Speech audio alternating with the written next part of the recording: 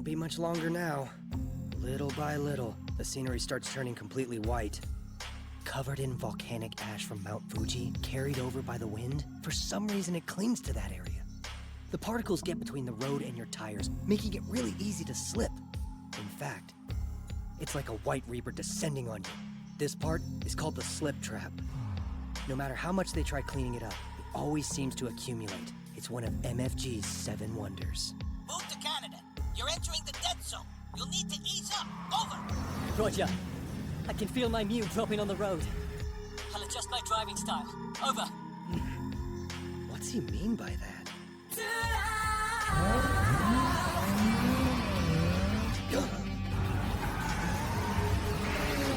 What just happened? That wasn't natural slippage. He swung the back end while turning on purpose. What the? Hey, Ogata. What is up with the 8.6's traction control? Are you sure it's even working properly? That's the thing. Canada was the one who told me to switch it off. You can't be serious. He's drifting like that because he wants to? He's intent on pulling off these rally moves in the middle of the death zone? Whoa, would you look at that? 8-6 lost the attention flag entering the death zone, but he's got it back on him now. He earned an attention flag by drifting. I've been doing this for 3 years and never managed to do that. This drifting might be breathtaking, but even more so. I can't remember anyone ever getting an attention flag inside Ashinoko's death zone. Regardless, the computer at MFG HQ has just given him the seal of approval. He shifts his weight and swings the rear side out, composing any line he wants using minimum steering angle. That's Takumi Fujiwara's zero counter steer drift, no question. It's like Project D's invincible downhill racer has come to Lake Ashinoko. So he enters the corner with enough yaw to suppress any unaccounted understeer. And if you're 100% sure you're not going to oversteer, you can take a pretty aggressive line. Speed-wise, it can actually be faster for him. No, look again. It's working. For the second race in a row, he's Making huge gains in the death zone. He's working his way up to 10th place. Kanata Katagiri won't be messed with. The White Reaper is the bane of every MFG driver's existence. But for some reason, don't ask me why, the Spectre instead is smiling down angelically on this young racer. My grip is normalizing. I'm almost out of the death zone. 8-6 is finally exiting the slip track. Its tires are regaining their grip and reaching their speed rating once again. Now he's entering the downhill section for Kojiri Pass Junction to the floodgates. And the vehicle is zipping along like a fish through water. Single digits? Are you kidding? Am I going to get beaten by Kanata in his second freaking race? 8-6 has gone from 16th in the opener to a qualified spot. This rookie seriously in 9th place? For him to be performing at this level against the best racers in the Godly 15, it just doesn't make any sense. He rounds the Port Cochini hairpin without letting go of 9th place. I can't believe this, viewers. No matter how much they've overhauled the 8.6, it's still only a 2-liter NA engine. How's this pace even possible? Hey, Dad, you know what a 2-liter NA is, right? Tell me. Sure, hon. How should I word this? It's an engine that produces 2,000 cc's of displacement. And NA stands for naturally aspirated. Basically, what it means is it doesn't have a turbocharger. What difference does the turbo make? If your vehicle's equipped with one, then it will give you about 2 to 3 times the amount of displacement force. So then, in other words, Kanata's car is way underpowered compared to the others? Well, you could certainly say that. If that's true, how come he's so high up on the leaderboard? Is the guy some kind of magical wizard or something? That's actually not a bad way of putting it.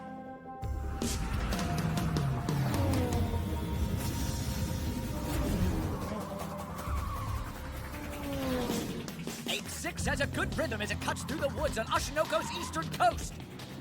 This section piles on the lateral G's in both directions. Precision pedal work is the key to getting through here.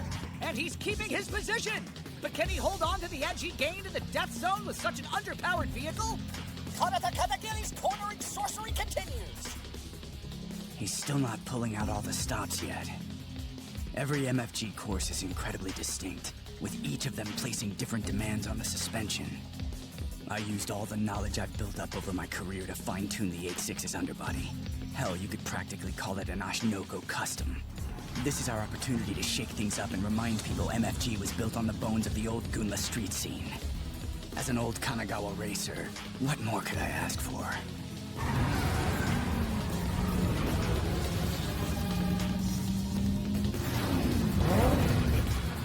When it comes to Kanata's driving traits, he corners in a way that draws out the lateral G's for as long as possible. It's nothing like the V-shaped lines the rest of us use. He relies on his tires in a completely different way. And after the changes to the 86, its suspension perfectly fits his style. Customized by the suspension wizard himself, Hiria Okuyama. Still, how can it produce results this insane? 86 leaves Sector 2 and enters Sector 3. It's all downhill from here to the lakeside.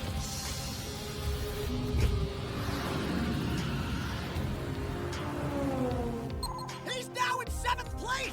Just how far up the leaderboard can he climb? It feels like Kanata Katagiri has had an attention flag on him longer than course record holder Koki Sabatari. So the attention flag, that's something the computer assigns based on whether or not you're driving well? Yeah, you got it. How does that make any sense? From the commentary, it almost sounds like Kanata's doing a better job back in 7th than the driver who's currently in 1st place.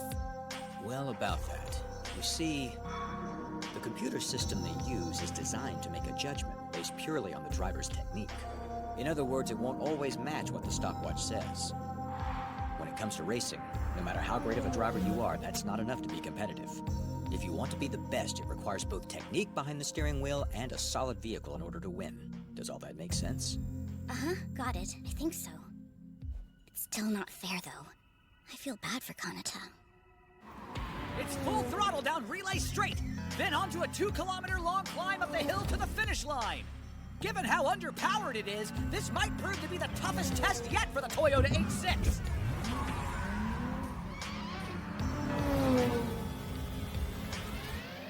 This section is the longest and harshest climb on the Ashinoko course. That's bad news for Kanata, especially with that car. You know the worst part? It happens right before he crosses the finish line. During the actual race, if he's in traffic near the end, he's pretty much doomed.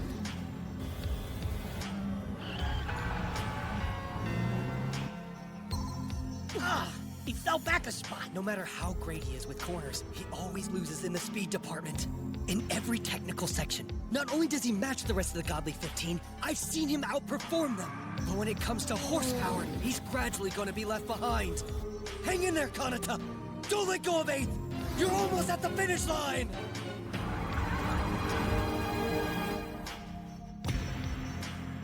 MF Ghost. MF Ghost. 86 squeezes out its last bit of acceleration. The finish line's within sight. He crosses. He comes home in a prospective 8th place. After Kanata Katagiri's performance, one thing's for sure. No one can doubt his driving ability anymore. He got 8th place. That's still impressive, right?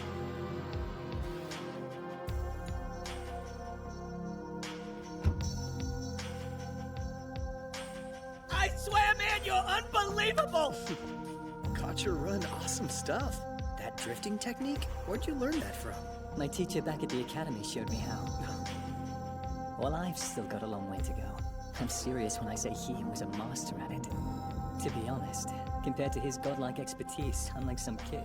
You mean in racing schools overseas, they even teach drifting? No, it wasn't part of the regular curriculum. These were special after-class lessons. When the weekend would come around, he used to take me out to rally courses. We'd go in cars that had soft suspension, so that I could get a knack for handling weight shifting on roads with low mu. Sometimes I'd sit in the passenger seat, other times he would, offering me advice as I drove. That's what we would do whenever I was out on break 2. I think getting to experience that helped me out tremendously. It's why I do well on MFG courses. We used to sit in a field and have lunch, laughing and talking a whole bunch of nonsense. Those days were a lot of fun. Half Japanese students were sort of a rarity at the academy, and I knew the basics of the language. I think that's what caught his attention in the first place. The thing is, I never knew my father. But the more time I spent around my teacher, I felt like he filled that role. That's so beautiful. Really brings a tear to your eye.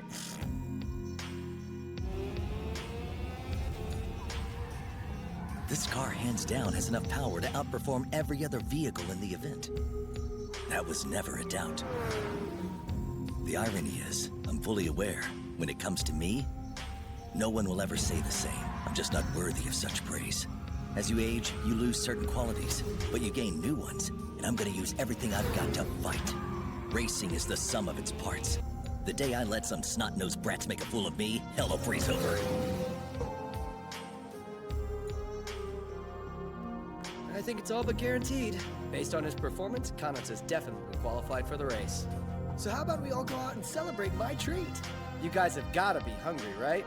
Yeah, I know I am. Do you think we could? You can't get enough awful, can you? All right, follow me.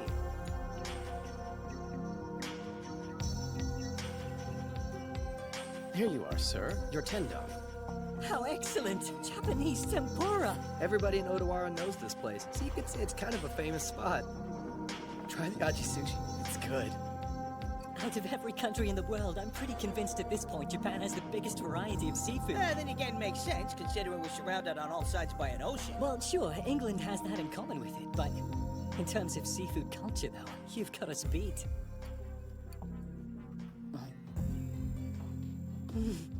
This tempura bowl's incredible! The flavor is blowing me away!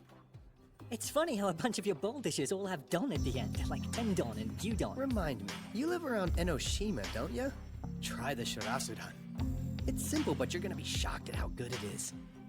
Shirasudan?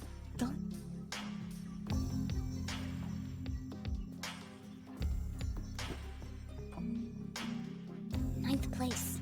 He went down a spot, but I'm sure he's probably fine. Hey, Kanata! How late are you going to be working today? I've got an early shift, so only until about 3. Actually, that'll be around the time I'm headed into Kamakura, so we should meet up and go do some more searching. Yeah, I'm down. I've also really been wanting to try some shirasudan, if you wouldn't mind joining me. It sounds great! I'll tell Mom we're eating out together, so not to worry about cooking anything. Thank you so much, Red. I'll be looking forward to it. Yeah, so am I. I've got a date with Kanata!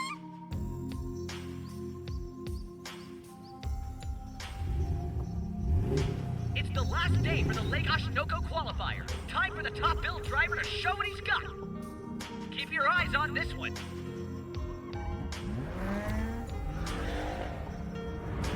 Michael Beckenbauer, arguably the fastest driver in MFG history, is beginning his run.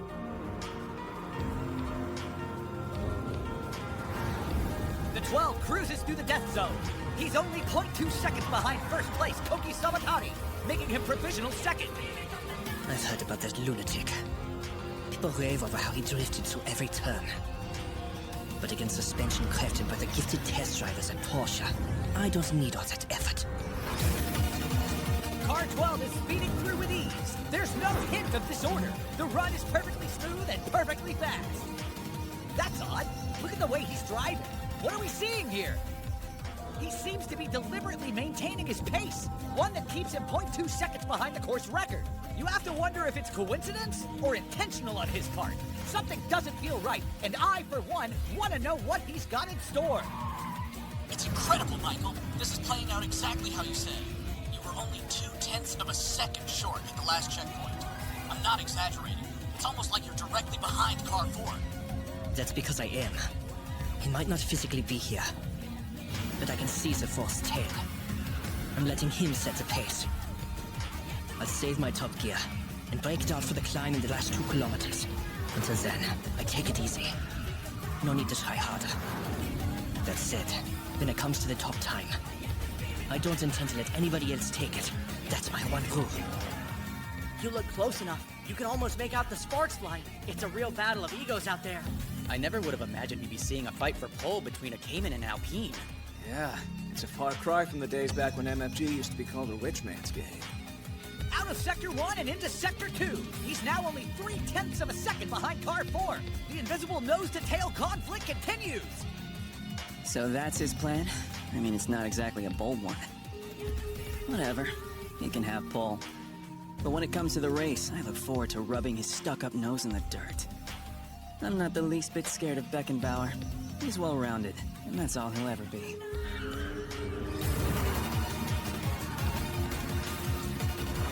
Car 4 still has a 0.3-second lead. I've got goosebumps all over, folks. It's a neck-and-neck dogfight against a Ghost Driver. If you ask me, Conata Rivington is more intimidating. That guy's got no limits to him. He's out there driving a 2-liter NA and an old-fashioned 3-pedal system, and still manages to get in 9th? Does no one else realize how insane that is?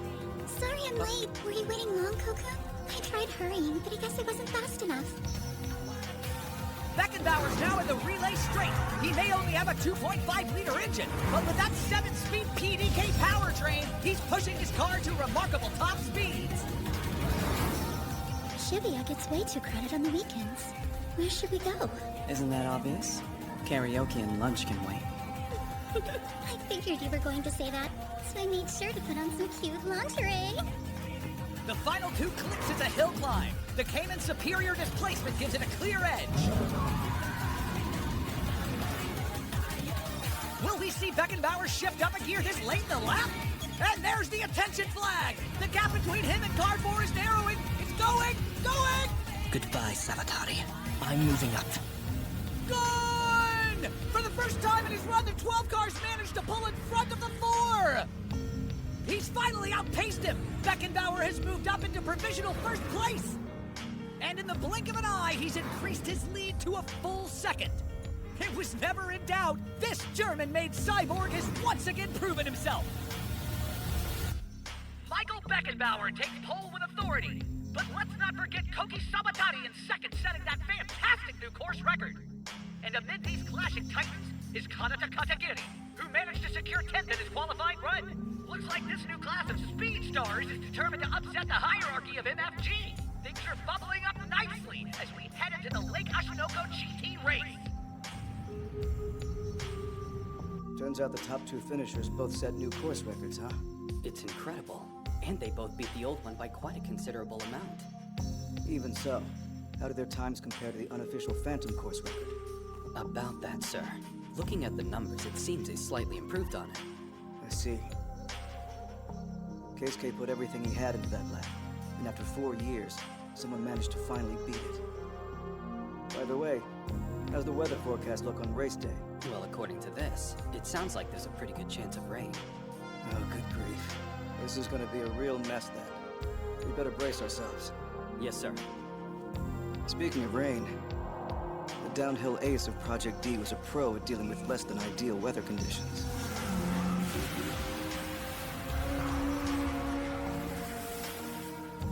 I guess we'll find out if his apprentice shares the same ability.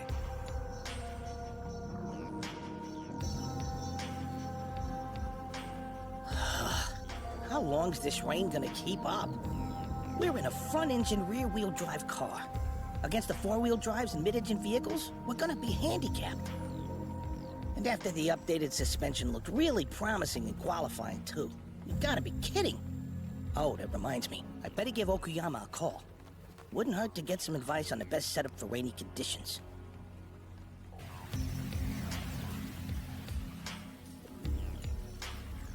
I wonder what'll happen if it rains tomorrow. Will I have to do the mini concert and the leaderboard updates totally soaked? This is going to suck. Good afternoon to the 30.12 million MFG fans tuning in from all around the world. I'm Yoji Tanaka, your commentator. The June showers are gracefully rippling the surface of Ashinoko Lake. It looks like Ashinoko GT, the second race of the MFG season, is going to turn out to be a rain-soaked battle. And joining me in the commentary booth today, we have Ryuji Ikeda, the chairman of Zero Academy, as my guest. A pleasure.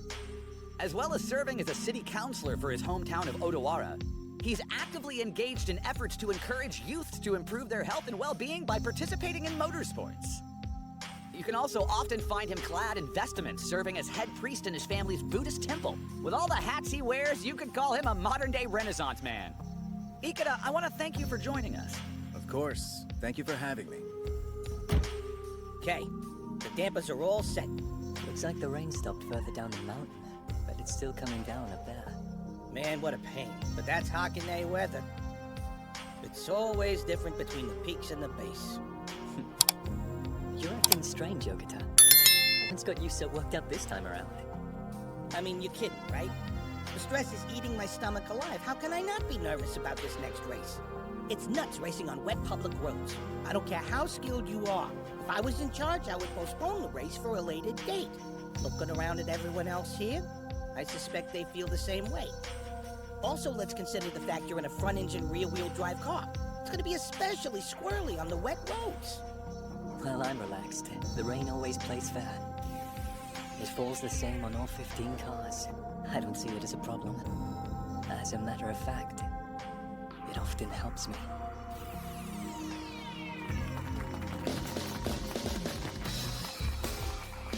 The Angels wrap up their rain-soaked performance and rush to the tent. But then they leave quite the impression, singing their hearts out in the downpour.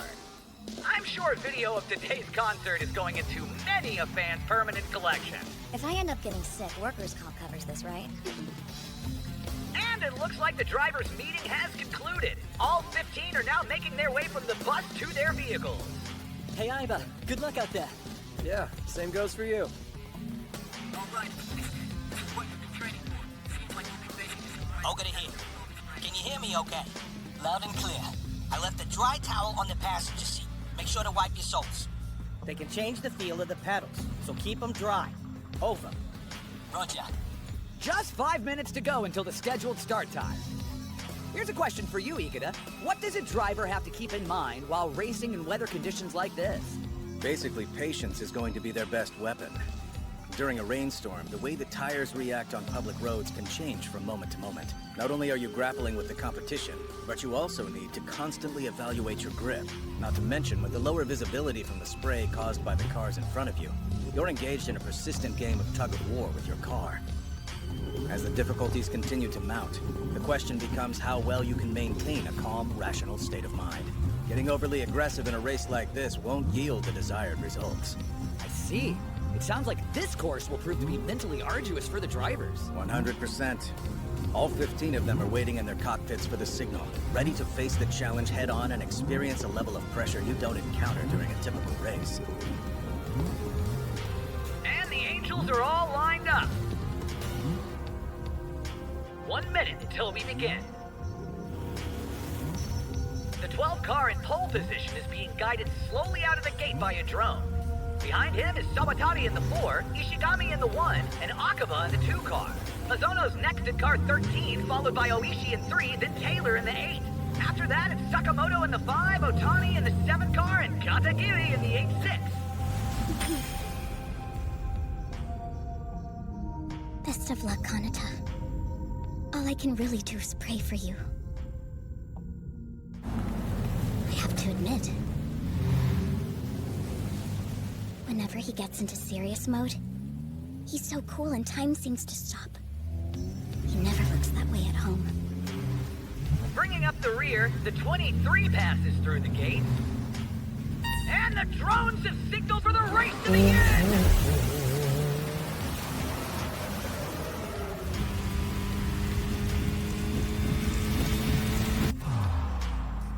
MF Ghost. MF Ghost. And it looks like the order's suddenly been shuffled. All this spray from the non-stop rain is making it hard to tell what's going on out there. With their superior traction, the 3 4-wheel drive cars seem to have the advantage. Oishi in the 3 car overtakes Mizono in the 13, and Sakamoto in the 5 sails right past Taylor in the 8. At the back, Iba in the 10 pulls ahead of Kitahara in the 18. Thanks to the handicap system Takahashi Ryo worked into the regulations, the tracks are pretty harsh on 4x4 cars in dry weather conditions. But when moisture is involved, this level of traction becomes an advantage. I'm gonna establish a real lead this time. 4-wheel drive was made for moments like this! There's been a change in position. Moe, Mommy, if you would please do the honors? It's barely started! Couldn't they have given us just a bit longer to dry off? I can hold the umbrella for you so you don't get wet. Hang on a second. My butt's not ready for the camera.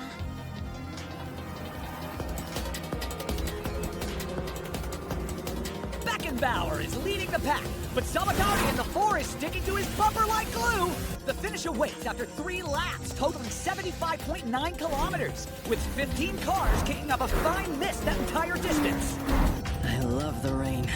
All the power in the world won't help you in it. It's like you're forced to lay down your weapons and duke it out with your fists. Who's really the fastest among us? Time to clear that up. Don't underestimate me, Sabatari. When it comes to dealing with dead frauds, I have absolute confidence. There's not a single factor that'll ever make me lose to a Japanese driver.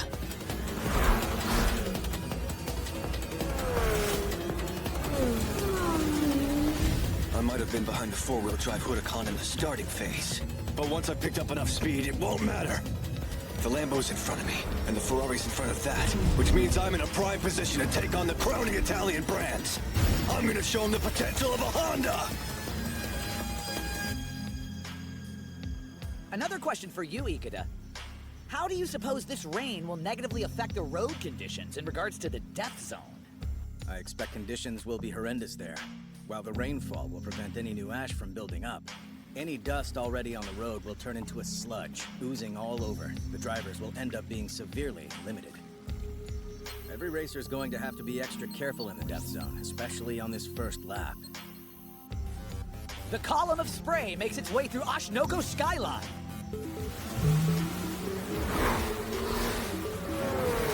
The leading group is now plunging into the slip track.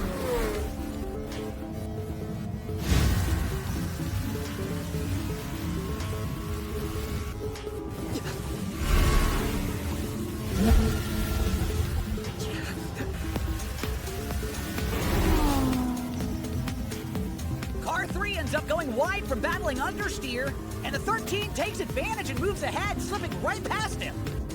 Holy crap. I thought I was being careful, but I'm still sliding all over the road. That was some pretty sloppy steering, Oishi. It just goes to show that 4-wheel drive is no help when going into a corner.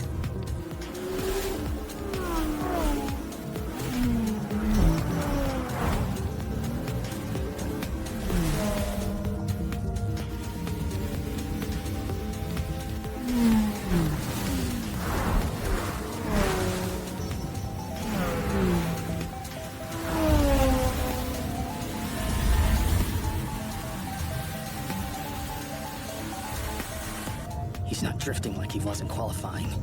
Interestingly enough, he's still pretty fast even when he's driving normally. He's got a lot he's working with for a guy his age. But he's gonna find out. Me and my car are no slouches when it comes to cornering. For now, let's sit back and watch. And see what other tricks the super rookie's got.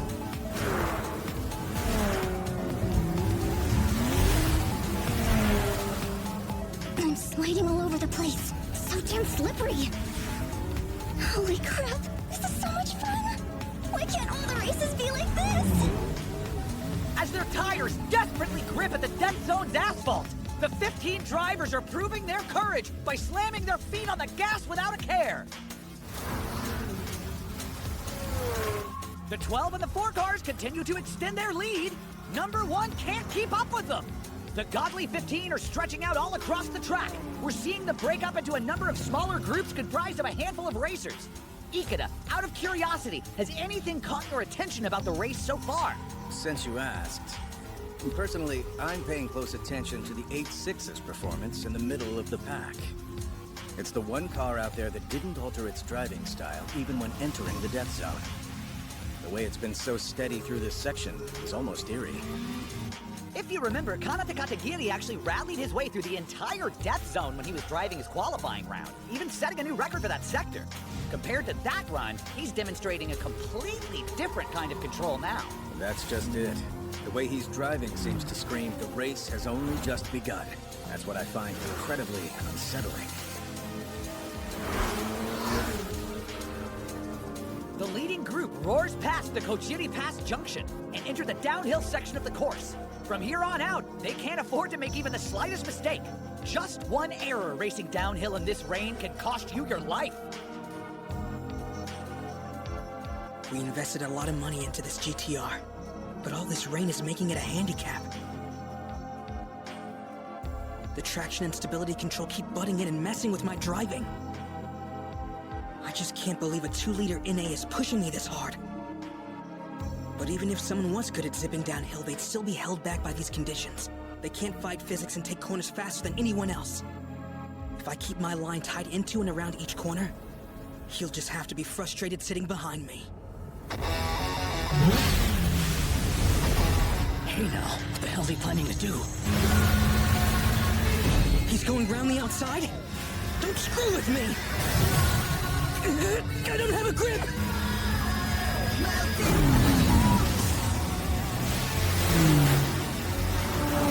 The roads are completely drenched! So how is he able to go that fast? It's impossible!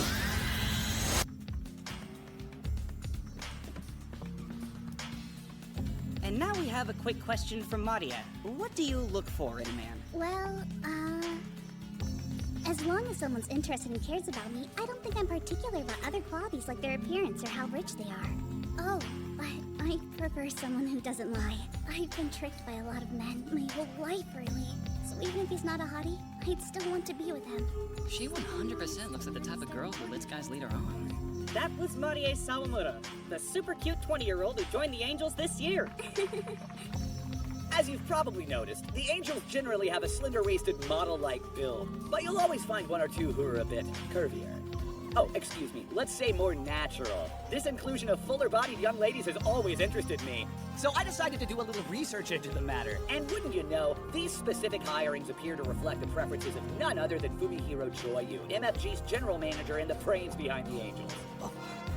Oh, really now? I had no idea Joyu went for that kind of girl. Damn you, Tanaka. You just blurt out every little detail you can find, don't you? And you, Ikeda, what's so funny? Let's see if you're ever invited back again. Now then, back to the race. Cars 12 and 4 continue battling for first place as they cross Kojiri Bridge and enter into Sector 2. 6 seconds behind in third is Ishigami in 1. Akaba in 2 is 4th, followed by Mizuno in 13. Oishi in 3 holds on to 6th.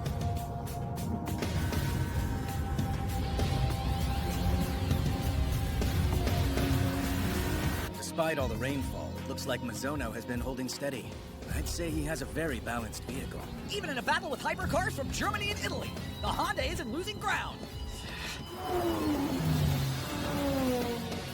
Here's the group vying for 7th. There's Sakamoto in the 5 car and Taylor in the 8, and Kanata Katagiri is right along with them. If you want to tell how sure-footed the 8.6 has been, all you have to do is look at his current position. Although I don't think it's only driving technique. In my professional opinion, the car's been set up for these specific conditions. No doubt he has the support of a very talented mechanic. Contesting 10th, it's Otani in the 7 and Yanagita in the 6. And here comes Aiba in the 9, quickly closing the gap. A bit further back, Kitahara in the 18 is flying solo in 13. Then it's Yashio in the 16, with Kiyogoku bringing up the rear in the 23. And with that, all of the cars have now made it into Sector 2. What's wrong, Kakudu? You're not upping the pace! I can't risk accelerating. I've got no traction. Is your suspension too stiff? That might be it. What's Nozomi saying? Well, you know your sister has always preferred a softer suspension, so I don't think she's having as many problems handling the wet roads. Well, I've got my hands full just keeping my position. We've got to pray this rain lets up. Over.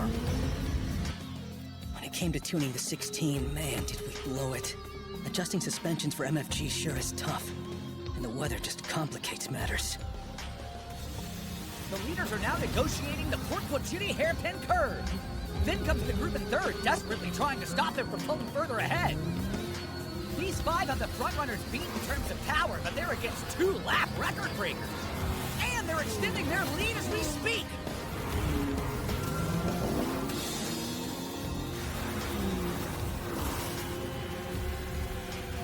I can't race like an idiot when Ikeda is watching. Not after graduating from Zero Academy. The rain's stopping the N6 from cutting loose with all that power. If it was dry, Yanagita's cornering would shut me out. But today's my lucky day. To pass him, all I need is a long enough straightaway. And if it happens to be on a slight incline, that's even better. Where is it? Where do I make my move? The three cars fighting for 10th are tangled as they fly into the hairpin curve. Hell yeah! Found the perfect spot! The 9 takes the initiative. He cuts across early while still in the curve. As soon as they're parallel, the GTR has the edge. Its traction won't give the M6 a single inch. Ikeda, could we get your take on that maneuver? More than happy to. The driver in the rear wheel M6 wants to shave off as many G's as possible when exiting a corner, which forces him to take a wide line. Compare that to Aiba, who had a smaller turn-in. His line was a lot tighter, so his four-wheel drive straightened the nose up first, allowing the traction to shine. Thanks to the long stretch of road, there was time to accelerate before the next corner. However, it was uphill, which put Yanagita's two-wheel drive at a disadvantage. A well-executed overtake. Position change. Number 7, if you would. Coming!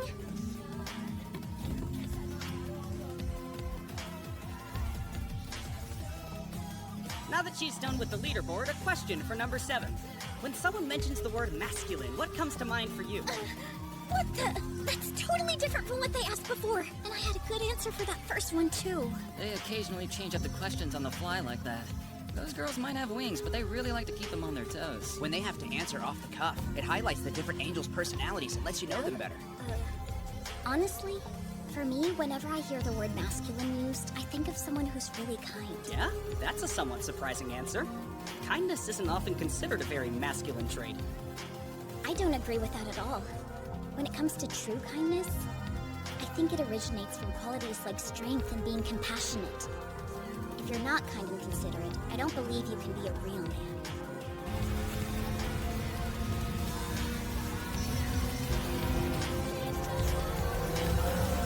You made it over to me faster than I expected. It takes real talent to perform that well in this weather. Whenever you're ready, so am I. Bring it.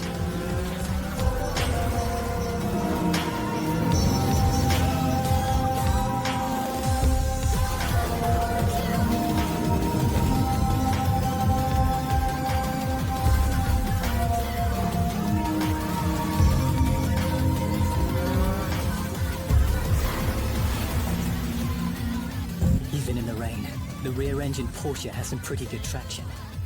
The duel needs to be before that. Here, in the entry and mid-corner. Seriously? He's going for it from there?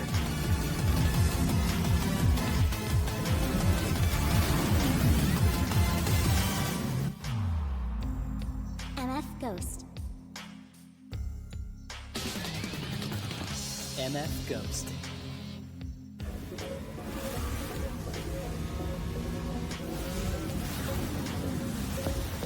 Shit. I can't step on the gas with him right beside me.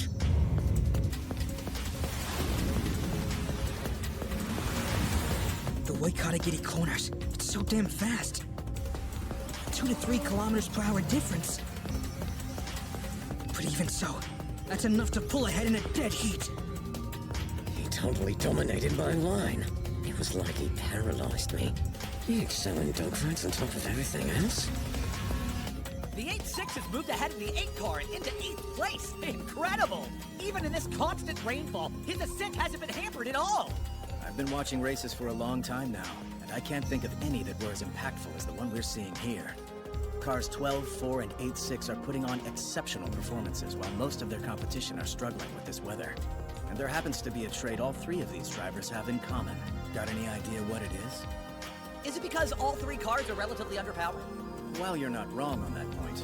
I was referring to their education. All 3 racers who've handled these wet conditions remarkably well learned their craft in Europe. Yeah, now that you mention it.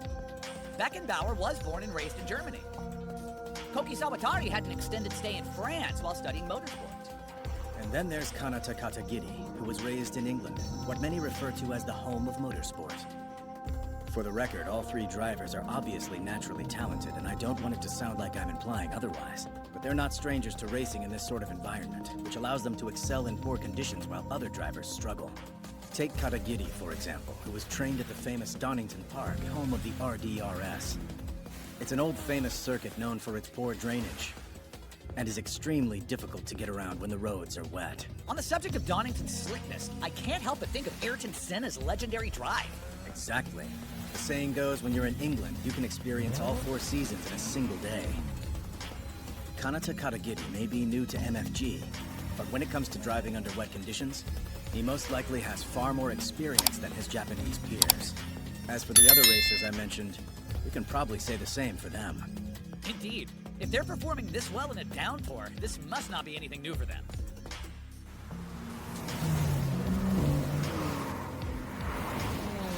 This is Nozomi to the boot. I still can't see my sorry excuse for a brother anywhere. Over! For these conditions, we need a different setup for his Lotus. So looks like on this course. You two can't coordinate. Ugh, the Yashikita gang without teamwork is like a whatever without its thingy. Okay then, I'll take on the 6 in front of me without any help. What's that? Sucks that my bro's so crappy in the rain. You can't watch this close up. The hell did you say? Stop getting all full of yourself just because you beat me in qualifying! I'm just stating a fact. If you don't like it, maybe you should catch up to me. Over! Our current leaders are now on Route 1. The clash between the German and French mid-sized mid-engine titans continues.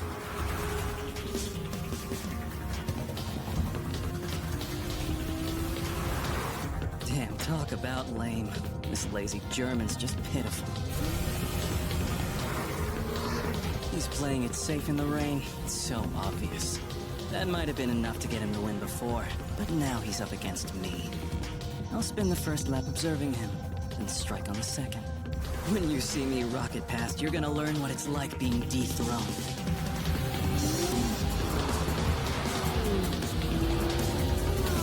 The second group fighting for third roars out of Sector 2 into Sector 3. And behind them we're seeing a bit of movement. Sakamoto in the 5 was all alone in 7, but now the red car is approaching him. You're telling me the 8-6 is up there already? It sure is. Kanata Katagiri has sliced through a chunk of the competition at a remarkable pace. You've got to be kidding me. That's not a 4-wheel drive. He's got no turbo. That car doesn't have a single special bit of gear. So how is he so close? This kid is starting to freak me out. The Audi's a very fast car. When it comes to manufacturing 4-wheel drives, they're the best in the world. Still, if I don't get in front of him, I won't climb any higher.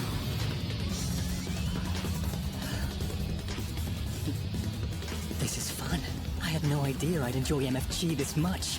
Words can't describe how thankful I am I got to experience this for myself. The 5 is picking up the pace, almost like he's being pushed along by the 8-6. I think both of these cars are on target to catch the group in front of them. Well, viewers, this is an interesting development. We're about to see 6 cars in total vying for third place. And most shocking of all, at the rear of this train is a 2-liter NA Toyota 86 GT. Am I dreaming? How's my crappy old 86 doing this? Stop wrecking my brain, Canada. That kind of car shouldn't be capable of those kinds of moves. Something's going down out there. In the rain around Ashinoko Lake. Something incredible is happening. The cars hang a left on the Moto Hakone turn. After this, the course begins hugging close to the lake. Out of the entire course, Sector 3 is probably the most conducive for cars to reach their top speed. But it won't just be about what the driver does with the gas pedal in these conditions. We are going to be watching a contest determined by how well the electronics installed in each car perform. So even drivers of this caliber rely on those types of devices. Absolutely. Remember, the Ashinoko GT is a street course, and each lap is 25 kilometers. If this was a closed circuit, it'd be different, but it's impossible to gauge where the puddles are until you've passed them. There's no denying using tools for support like traction and stability control can really take some of the heat off the driver. At the same time, it goes without saying that if you had a choice ideally, you'd want to avoid using them altogether. Why is that? Because those systems place more stress on your tires and brakes. On that subject, if a driver decided to, they would be able to switch off all of their electronics? Well, yes, although it's a bit unrealistic here. In drier conditions, maybe. But in this kind of rain, that idea is suicide. Please don't say that. The 86 really does have all that stuff switched off. Oh, my stomach's killing me. Oh, I think I'm gonna puke. 2 bullets, 1 white, 1 blue are shooting down the relay straight! At this point, it's a one-on-one contest no one else is capable of cutting into! You can really see him piling on the pressure. Sawatati's a lot more daring than you'd guess from looking at him. Let's not forget, he most likely can't see much of anything out of his windshield thanks to the spray from the car in front of him. First and second place begin vanishing from view as they take a right turn. From here, a 2-kilometer climb awaits our racers. And further back, the group in third snakes onto the relay straight. The gap between them and the first place group is roughly the length of the straight itself. All the water spraying around is forming a veil of mist. It's difficult even seeing the 5 cars in this mess. This blows. I can't see a thing. But when it comes to top speed on a straight, I should be able to outpace the 13. So let's go! Hold on! The 3 emerges from behind the curtain of water and gradually pulls ahead. What a performance! The question is, will it pay off? They're literally side by side, but he can't make any headway. And his attempt to overtake fails, but only barely. The NSX has a higher top speed thanks to its mid-engine. You ain't passing me that easily. Don't underestimate this baby's traction. The 6 cars vying for third are storming up the final hill climb before the finish line. And we can expect the H6 to fall away from the rest of the group at this point. The 3 cars fighting over 9th zoom onto the relay straight. The 9 car is starting to move up real smooth-like. I can see out the sides, but not in front of me. Gonna have to floor it like I'm trying to take a bite out of Taylor's ass. They're now neck and neck. It's the AMG GTR versus the Nissan GTR. A duel between Germany and Japan. Ending in victory for the Nissan! Shunaiba has managed to move up another place. The Kamikaze Outlaw has done it again! Unlike the design of the NSX, the AMG GTR has its engine at the front. Traction-wise, it's at a disadvantage. I see. So that was the deciding factor. Good luck out there, Car 9. Now it's time we put a question to everyone's big sis Kyoko. We want to know how you would describe your ideal man. Let's see. In my opinion, it's better if he's a little on the dumb side. What makes you say that? The dumber he is, the easier he'll be to control? What are you trying to say, that I'm a witch or something? If a guy is convinced he's slick, more often than not he ends up being petty. I'm not attracted to men like that. But when they're endlessly sweet and yeah, also a little goofy, that's the type of man who can make and keep any girl happy. Well put, big sis Kyoko. That was more profound than I was expecting. So deep. How mature. Next up is Taylor, and beyond him is Kanata. I've got to catch up to him. He's a genius at driving, like nothing I've ever seen. There's a fight worth having. The leaders are currently leaving Route 1, and there they go, making a right towards the Oshinoko skyline.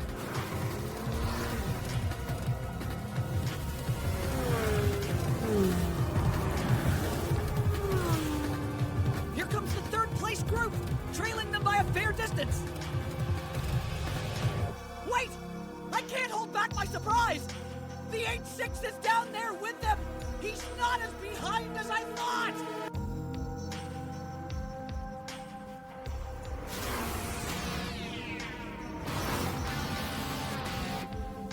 What we're really seeing here is a misunderstanding regarding the MFG regulations. We all know about the grip-to-weight ratio, but that rule contains a few misleading traps that have made all the difference when it comes to performance. I get the feeling that going into more detail on the subject would upset Takahashi Ryo, so I'll refrain.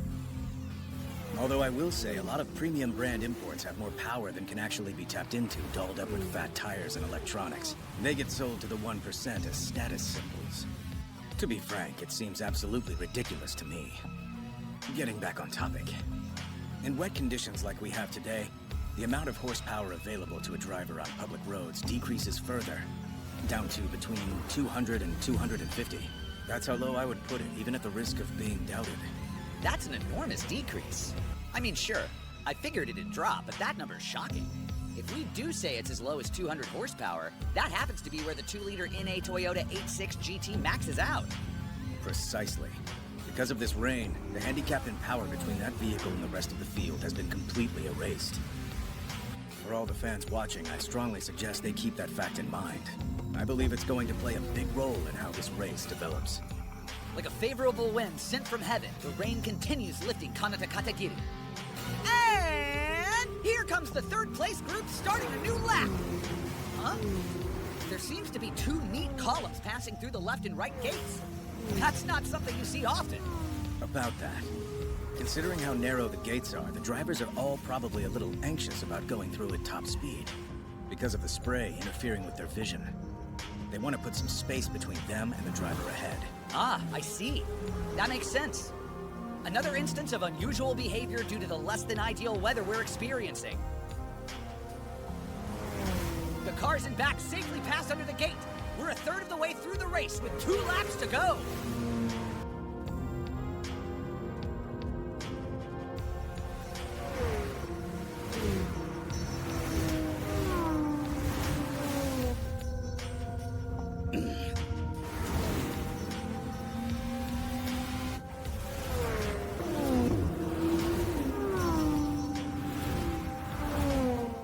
The Godly 15's monster machines are waging a war with nature itself! Will only the most technically gifted drivers be able to assert themselves from here on out? Up ahead is the snaking death zone, baring its fangs awaiting fresh prey!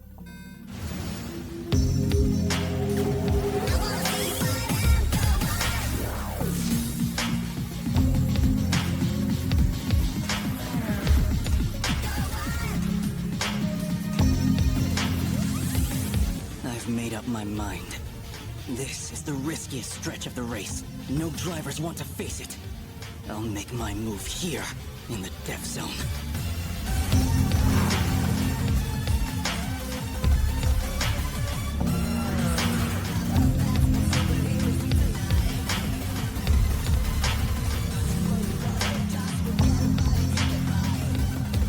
And here come the top cars, entering the death zone for a second time!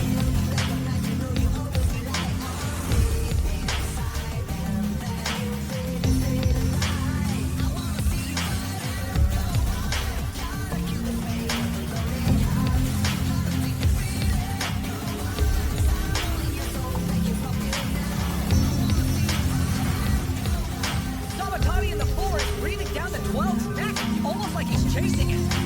It's looking very touch and go, as if this race was intense enough. You can't look away for even a second.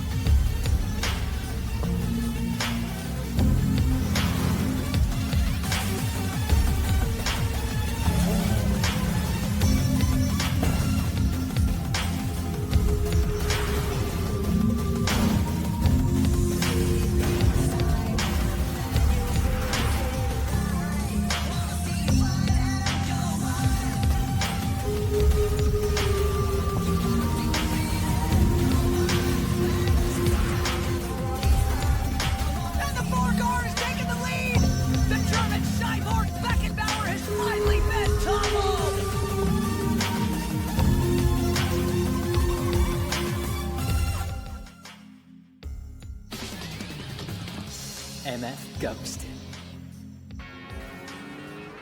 I wasn't sure we'd ever see it, but Beckenbauer has been toppled. We've just witnessed a remarkable shift in the top spot. What's amazing is they didn't crash in all that rain. You see luxury cars worth tens of millions of yen get wrecked all the time after a single slip-up in MFG. With these conditions. That's the Godly 15 for you. They made contact 3 times. Ikeda, could you break down that overtake? I'm kind of floored he attempted that move in the death zone. On top of that, it's not like Beckenbauer made a mistake. Sawatari just entered into the turn way beyond the limit. I'm sure the contact itself was accidental. 12 was aiming for the apex of the corner like any other driver would. What he didn't expect was the 4's nose being right there. That nudge to the 12's unloaded corner unbalanced the car and ended up sending it wide. The time it took to correct the slide proved to be his downfall. As for the other 2 times they made contact, how can I put this? It was a clash of emotions, shall we say. After they were finished battling over their lines, the 4 emerged with a superior position. Even after hitting the guardrail, he went full throttle and managed to pull ahead. All in all, an incredible display by both drivers.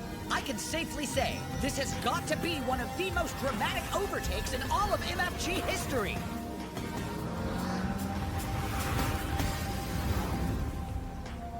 I'll give you credit. You forced me to get serious for a split second, but you're going to pay for that humiliation. The top position being held by a cheap French vehicle. It feels like a joke. First belongs to me and my mighty Porsche.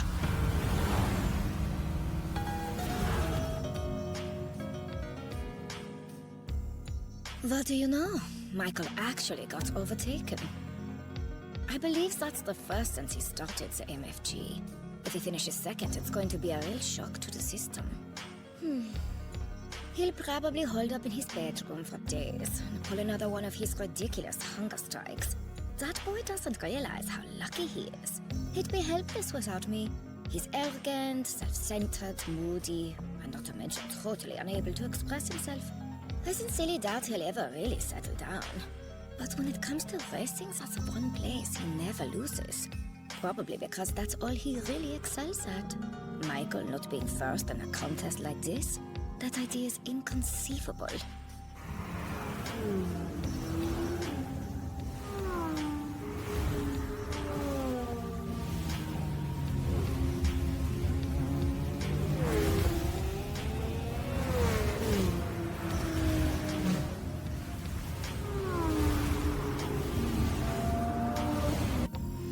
Let's turn our attention to the group vying for third as they rapidly approach the Mikuni Pass. The 6 vehicles are threading their way through the death zone!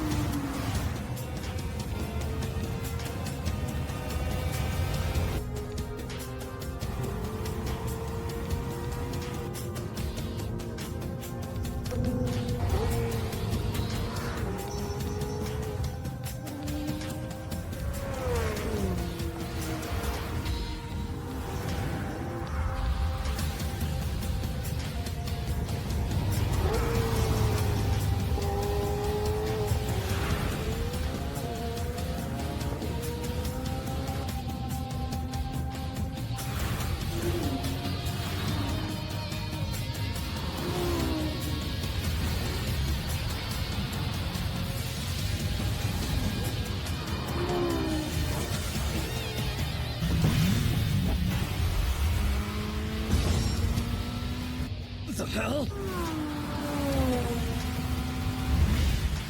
Damn it! If you're there, I can't push down on the gas! I know this is a race, but you're too aggressive, dumbass! You're not gonna make that turn! What? He's drifting?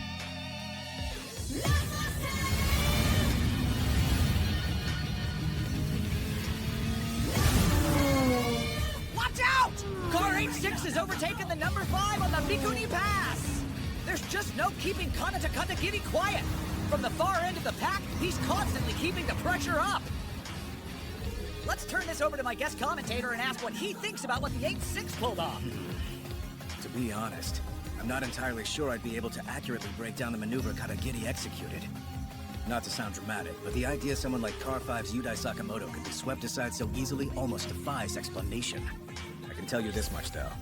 The Mikuni Pass is a long stretch of road that climbs uphill before suddenly turning into a descent. While these drivers are good with lateral Gs, they don't often have to deal with vertical ones. In situations like that, no matter how brief, individuals behind the wheel tend to lose their sense of balance. and I think that moment was enough to make Sakamoto create a hole as he was approaching the turn. Katagiri didn't let that opportunity pass him by. In fact, if I didn't know better, I'd say he'd been aiming for that gap the entire race.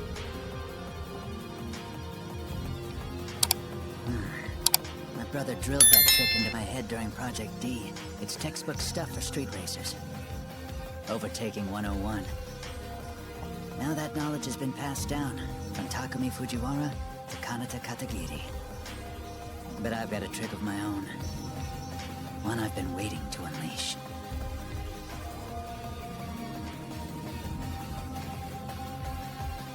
That move Kanata just did. It's called drifting, right? I've seen him do it before, but it looks like he's starting to slide. I hope I don't have to move any names near the bottom row.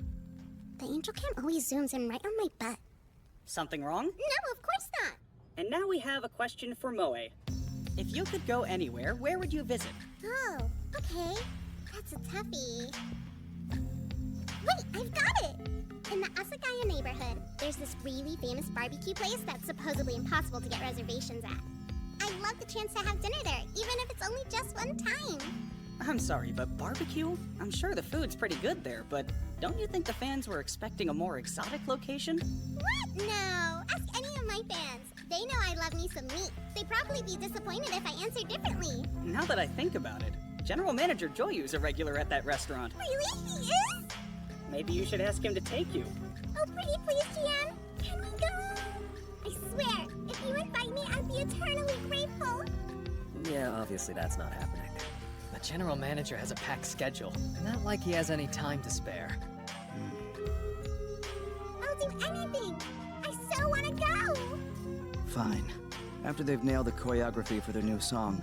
As a reward, I suppose I can take them to dinner. The battle in the death zone continues!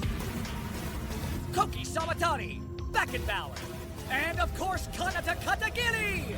This trio of young lions has caught Ikada's eye. They fearlessly surge through the rain, pulling off the impossible!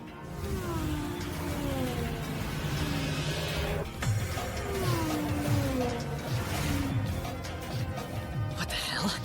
Sakamoto's Audi was behind me before. Where'd this red car come from? Root the Daigo! Do you read me? The 8-6 is behind you, so keep your wits. It's fast going into the corners. That's how we slip past the 5. Watch out or you'll be next. Just be careful. Over. Huh? Careful my ass. Can't you give me some useful advice? The death zone's earning its name today. I'm pushing so hard in this section, I'm literally playing with my life.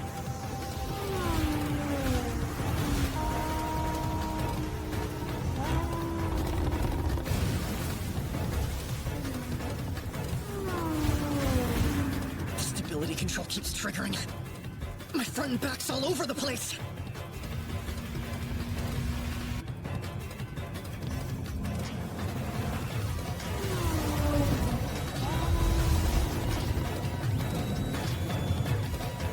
Oh crap! Don't do this to me! The downhill slope's too steep. Gotta stop it from going into a half spin! And the 3's lost control! It's now facing the wrong way as it slides off the road! This is it! I'm screwed!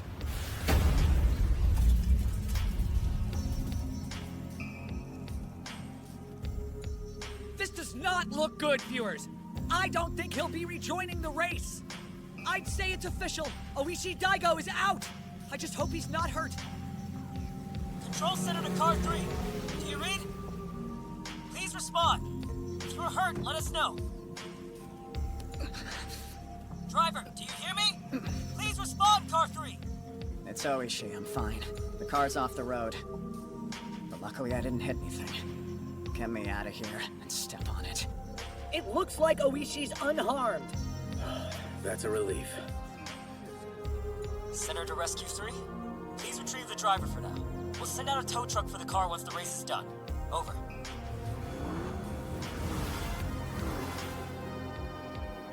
Guess Oishi blew it in his Lambo. Good news is at least he's not injured. Not to mention, I've gained a position by default.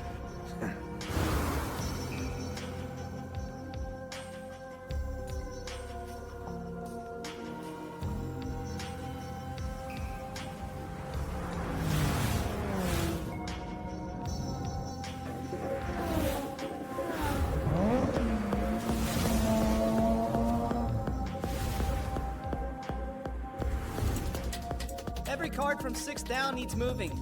Sakura and Mami, if you could. Right! Tons of action. Having one cheek sticking out more is way cuter, right? The 8-6 moved up.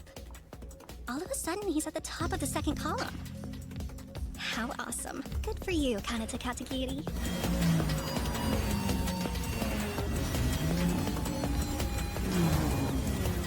The 7 and 6 are nose to tail. This might be a good chance.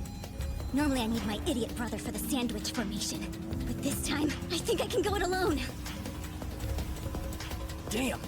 The 18 is closing in on me. Whenever you want to speed up, Otani. Because of you, I've got her on my tail. What do you want from me? I've got too much power for these conditions. If you're gonna pass, do it already. I can't teleport like Kanata can. But I can hide in this spray. I'll fake going on the outside, then in. Oh man, here she comes. She might look cute, but she's got a wild side. I don't think so. There's no way an alpha's beating me in the corners.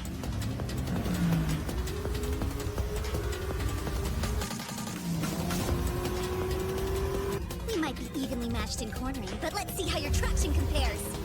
Don't underestimate my carbon monocoque! That was incredible, Nozomi! What an amazing overtake! That moron gained a place? Are you freaking kidding me?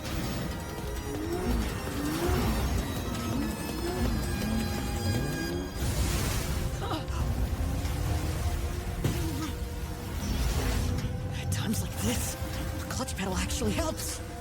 Nice, Kakadu! Excellent job recovering from that near spin-out. Come on, Yamatani, shut up. I didn't need Nozomi hearing about it. He spun out? Well, what a loser. We're seeing movement in the back. Kitahara in the 18 has moved up a place. How about that? The girl driving the 18? She's pretty much the same age as me, isn't she? And now we have a question from Marie. Tell us, where do you want to visit the most? Actually, I really wouldn't want to go traveling anywhere by myself. And if it was with someone I loved, the destination wouldn't matter. I'd be equally excited about getting fast food as I would going out to some expensive restaurant. I don't have anyone in my life like that right now. Not in looking. Oh, I know this type. She's one of those chicks that prides herself on being super low maintenance. No, you mean the kind that's always the side piece, but never the main attraction.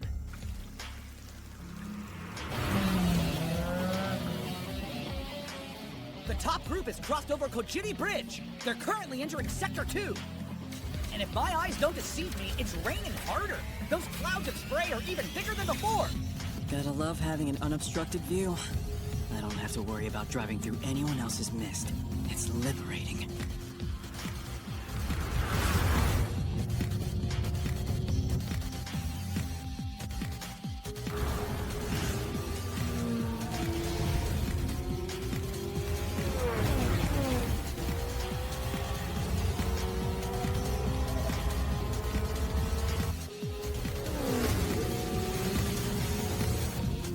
What's wrong, Kaido Akaba?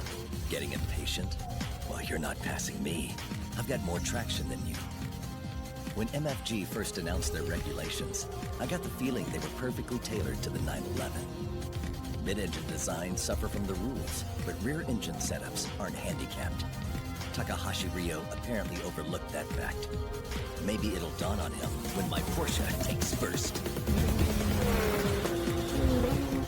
And the third place group is now across Kojiri Bridge. With a 3-car out of the race, the group is now made up of 5 drivers. But that hasn't changed the fact this is a close quarters dogfight. What's your take, Ikeda? It doesn't seem like the 1 car in the lead is pushing the pace as much as he could be. You're right about that. I'm not trying to make excuses for Ishigami, but leading a group of cars on a day like this is a difficult position to be in. Slippery conditions and the challenges they present place more demands on the pacemaker. But when you consider the distance between them and the two cars in the lead, I have to admit, Ishigami is putting a cap on the third-place group as a whole. What's with this old fart? This isn't a walkathon. Surely it's dawned on you by now the reason the entire group is jammed up like this. Because the leader decided it's a good idea to bottleneck us. And I know exactly where your head's at. You're thinking that rear-engine model gives you some kind of special privilege, but Takahashi Ryo didn't miss a single detail. The history of rear-engine Porsches is filled with tweaks, covering up disadvantages of a rear-wheel drive setup. Lengthening the wheelbase, expanding the treads, adding rear-axle steering, plus tons of electrical systems. As far as roadsters go, it's pretty mature. But what about in a competition? In wet roads, the car's core characteristics are going to come out despite all the mitigation. They don't call Takahashi Ryo the mind of a generation for nothing. There's a good reason why rear-engine, rear-wheel drive cars aren't handicapped. Kaiowakaba is starting to put on the pressure! Cars 1 and 2 are a hair's breadth from contact! Nah, they're already trading paint. Akaba's being ruthless. That's the kind of driving that gets other racers riled up. It's like an electric shock to their dignity. That said, I haven't exactly been thrilled with our pace either. Not with the 8-6 biting at my heels.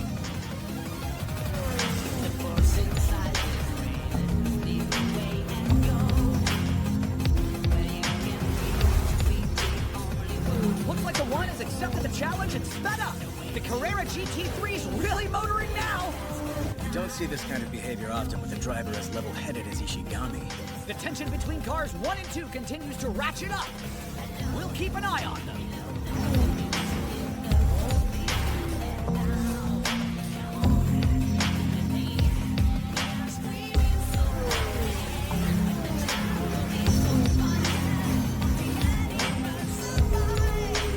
Lake Oshinoko's northern edge holds a series of blind corners. This battle's getting faster and more dangerous, but will it get worse in this perilous section? It's one-on-one between two European titans, each with long, illustrious histories in racing. Porsche versus Ferrari, in a winner-takes-all dogfight. I don't even want to think about the price tags on either of these magnificent vehicles.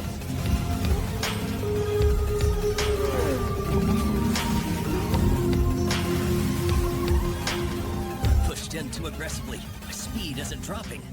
Are my front tires not gripping? Don't stress. Wait it out. If I panic and stop applying the gas, it's over. Ease gradually. Wait for the tires to bite again. Come on! I need you to grip the road! Come back to me!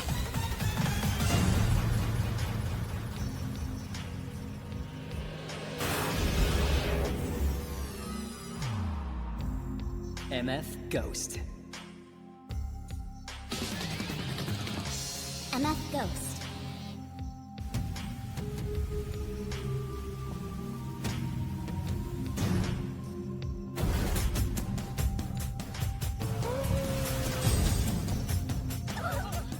And there goes car 1! The 2 only barely manages to slip by him. He's come to a stop on the track and is facing the wrong way. The cars behind pass by one after another. Control center to the driver of car 1. Please remain where you are to prevent a collision. Don't move until further instructed. A hovering drone up ahead. Something must have happened. Whoa! Old man Ishigami spun out? Car 1 to control center, do you read? I'm getting back in the race. Permission to do a U-turn. Request denied. It's too dangerous. More cars are approaching. Shit. How long are they gonna hold me back? I was in 3rd place a second ago. The one's back in the race, but dropped pretty far down. That tumble has set him back all the way to 12th place. It looked like the vehicle took quite a hard hit against the concrete wall. Do you think his car sustained damage, Ikeda? After reviewing the footage, Tanaka, it looks like the angle of the hit softened the blow. The low mu of the road likely also helped minimize the damage. As long as the suspension doesn't have any issues, he should be fine. Number 7, Kyoko. We've got lots of cards that need moving, so we'll need you both. Oh, right! Break's over. The 8/6's plate is going to the bottom of the leftmost column, so you're better off removing the 1s first. Let's see. You got it. Conatus in 5th place. That's crazy. What's happening out there?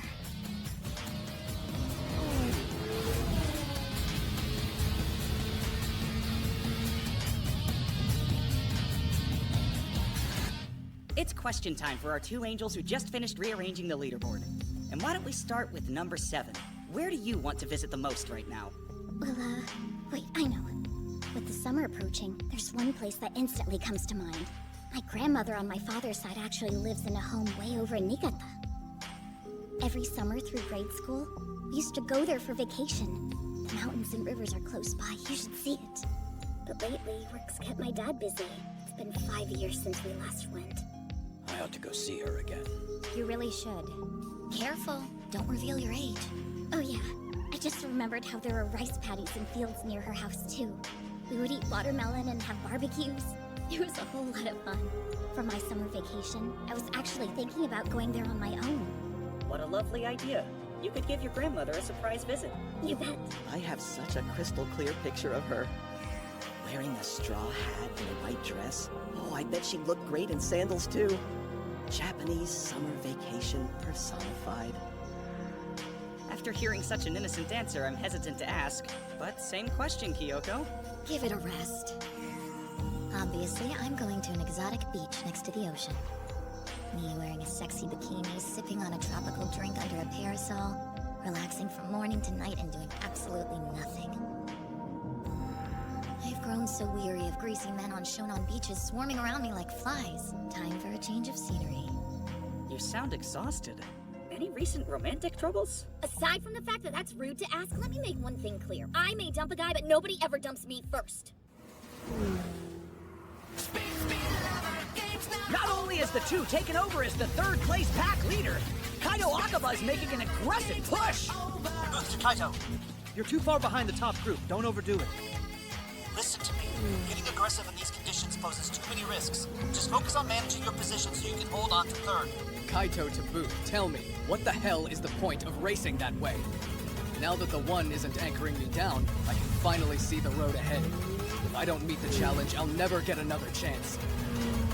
We're finished discussing this until the checkered flag. Over. While the 2 car has the leader spot all to himself, behind him a white-hot battle is ensuing between the 13 and 8/6 for 4th. I didn't think we'd be facing off again this high up the field. Since the opening race, both of us have made huge strides. The sight of you downhill on Route 1, I don't think I'll ever be able to get that image out of my head. It was like a traumatic experience. This is a perfect opportunity to wipe all that away. I'm not letting you get ahead. The 8/6 is right behind the much higher-powered NSX. Just like what we saw in qualifying, Kanata Katakiri has a real knack when it comes to the forested section. This part of the course has low visibility and is loaded with blind corners. Plus, with the horizontal G's pummeling the driver, it's easy to find yourself moving too fast, all of which makes going on the attack a tall order. The remarkable thing about Katakiri is how he seems to be able to memorize these complex track layouts. There's no other explanation for how he can be so bold in such an unforgiving section.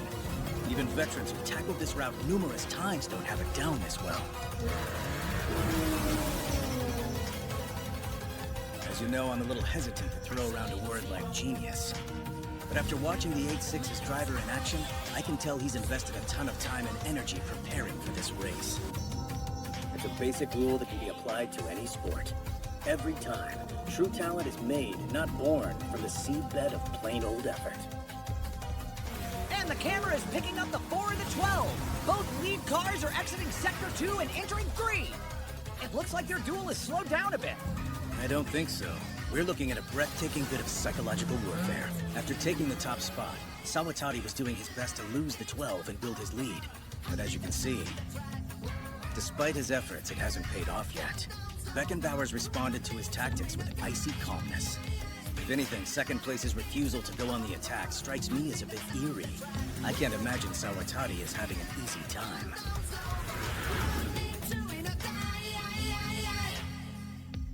Could be worse. Just imagine how bad this would be without the tent. I was in such a gloomy mood yesterday. I thought for sure we'd be totally drenched between doing our mini show and manning the leaderboard. If they thought I was going to put up with that crap, they were wrong. Dead wrong. Now that I'm thinking about it, there wasn't a tent at opening race, was there? Well, trust me, that's going to change starting today.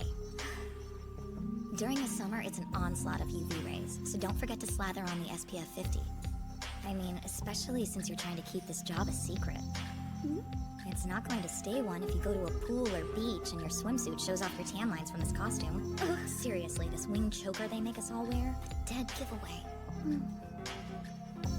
That's a good point. I better be more careful then. A swimsuit, huh? I don't think I'm confident enough to wear one in front of Kanata. And even if I did, it's not like I have the curves to pull it off. I bet to someone from overseas like him, I'd look like a kid or something.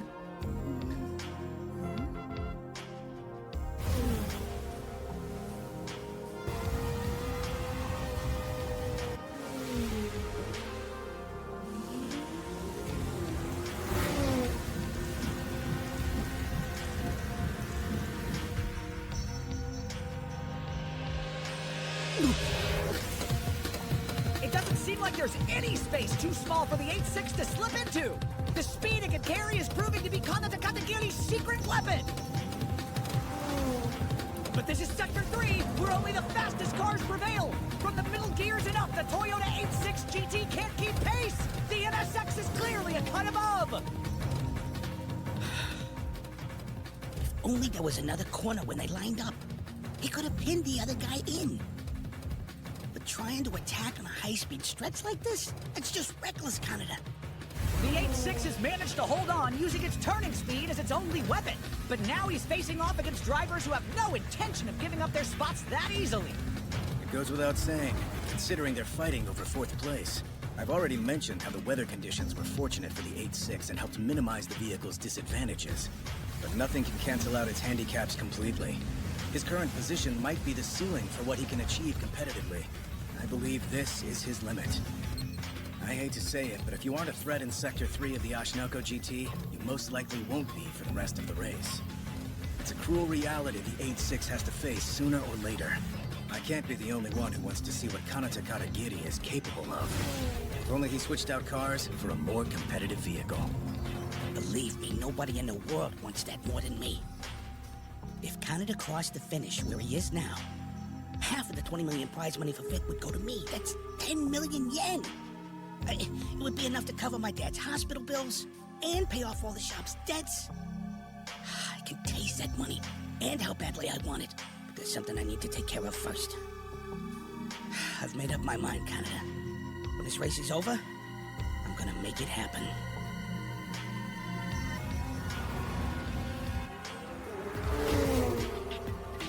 Seven seconds behind them is Sakamoto Yudai in the 5. They pulled away from me. Ever since the one vanished, the trio ahead have picked up the pace. I better close the gap to Katagiri as much as I can on the hill climb. This is a bad look. Next up, it's Taylor in the 8, then Iba in the 9. And looks like Shun Iba has something in mind. Halfway down the straight, he pulls out of the slipstream. How will this play out? It's a successful overtake! The 9 has gained a position! What are your thoughts, Ikeda? Seems like your pupil is in top form this race. I say this in hindsight. Back at the academy, if asked whether Shun Iba was an exemplary student, I'd answer no. Really? Why's that? I mean, he certainly showed he had promising driving instincts. But when it came to his mindset, I suppose you could say he possessed a competitive streak to a fault. Now that you mention it, the races that stick out the most are the ones where he got aggressive early on and wore out his tires. But that doesn't seem to be the case today. Yes, I think he has the rain to thank for doing well. That's because MFG uses tires that are designed for all weather conditions. So as the mu from the road decreases, there's no need to take wear into account. In this race at least, their durability won't end up costing him. Although, hopefully this will provide an opportunity for him to reflect on his approach to driving. Despite all of his faults, Iba is a popular athlete. The staff all love him, and he looks out for the younger drivers. He's pretty much the epitome of a hothead with a heart of gold. I may be a little biased, but personally, I'd like to see an Odawara native like Shun Iba reach the top step at the podium as soon as possible. And now we're back on the relay straight. We've currently got 3 cars zooming down it. Otani in the 7, Kitahara in the 18, and Yanagita in the 6. I didn't notice until just now, but the rain has let up. Confirmed, it stopped raining over Lake Oshinoko. The feed is currently on the 4th place group, but if we check near Hakone Pass, we see the rain stop there too. Over to the east, there's a break in the rain clouds, with the sky beginning to brighten. Ikeda, could you tell us what effect you think this will have on the remainder of the race? For the most part, the road conditions won't change all that much. Keep in mind, the front duo have already started their 3rd lap. So at this point, the roads won't dry up before the race is concluded. However, there is one thing that's troubling me.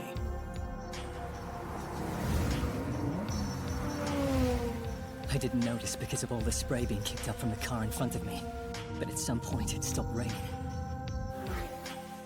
It's only a matter of time before the puddles on the road start to dry up, and I'm at a disadvantage. While I was able to pass the NSX in Sector 1 because of all the corners, he'll just roar past me in Sector 3. I need to build up a gap, somehow. I've got to think of a way. I didn't feel this way in the first race. Just competing in MFG was good enough for me. But this time's different. I have a hunger to take on the top drivers even when it's not raining. Before I realized it, I started wanting more. Is there some sort of latent racing impulse inside me? And it's beginning to stir.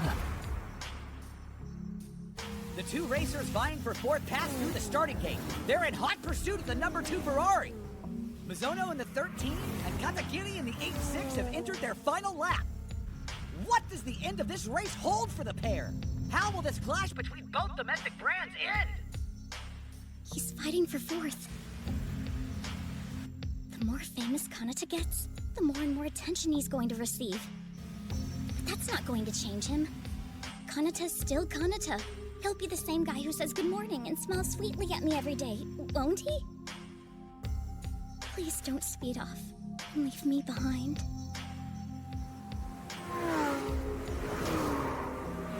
The top-ranked cars are entering the final lap in quick succession. There's Sakamoto in the 5, Iba in the 9, and Taylor in the 8. Whoa! I'm afraid I've got some bad news, viewers. I just received a weather report saying there are signs of fog gathering in Oshinoko skyline. I had a bad feeling that might happen. That's precisely the thing that was troubling me. They call it the White Devil. The Oshinoko skyline is famous for it. When the rain stops and the wind changes, there's a strong likelihood of fog. Not only that, Ikeda, but the fog's coming on over the back half of the skyline. In other words, that's nearly on top of the slip trap. This is definitely bad news. We're seeing the Reaper and Devil teaming up against the MFG drivers. This is a disaster. At this point, I'm not sure the race can even continue. No doubt staff back at HQ are facing a tough decision. Send out all the available drones. Get as much video as you can. I've got zip visibility, Yamashita. There's no way they can race in this. The fog has settled in. Well, that didn't take long. And the 2 cars in the lead are almost on top of it. A call must be made, even if it means abandoning the race. If nothing else, I strongly recommend prohibiting passing while drivers are in that zone. This is too big of a call. The higher-ups need to be the one to make it, not us. Get the GM at HQ. This is Joyu. I've been informed of the situation. I need you to listen carefully to the directive I'm about to give you. My conclusion is this. The race will continue. But with all due respect, sir, have you taken a look at the race footage? That's what I based my call on. If visibility's low, they'll have to drive accordingly. They're elite drivers. I believe they should be more than capable of adjusting. They knew they were racing on public roads. This comes with the territory. Rain and fog aren't enough to cancel a race over. It's in the core values of MFG. And to that end, the passing ban is also rejected. Understood? My wish is to see that this race remains a fair fight. Let me be clear. I've complete faith in the skills of our 15 racers. However, in the event an accident does occur, the responsibility will fall on me. that is all. Was that the GM? He really stepped up. If he were here, Ryosuke would have said the same thing. Today's race is gonna make some awesome content. I know it. I'm not gonna let the ending be ruined. I'm begging you, please don't let anything happen. Car 4 to booth. This is a hell of a lot of fog. If even I'm saying this, it's pretty bad. How do they expect us to drive in this crap? Over! Booth here. We haven't received any word from Control. I think that's their way of saying the race is still on. Over. Of course. Damn, that's MFG for you. I kinda like it. Come and get me, you German creep. Don't fall behind now. Car 4 to booth. You copy? I'm going in! Our lead drivers into the death zone! Junk Control team here. We're pushing in closer to them. 3 meters to 1.5. Over to the counter. I got bad news. The rest of the course is blanketed in heavy fog, and Control says the race is still on. You're gonna need to slow down and approach with caution. Wait a sec. Did he say heavy fog? Hallelujah! This might actually be a godsend. Remember in the first race, the call-out strategy that we were using? You wanna do that again? Now hold on. This time's totally different. Between the slip trap and the white devil, it's a 1-2 punch! Don't sweat it. We are the challengers in this race, aren't we? Here's my plan.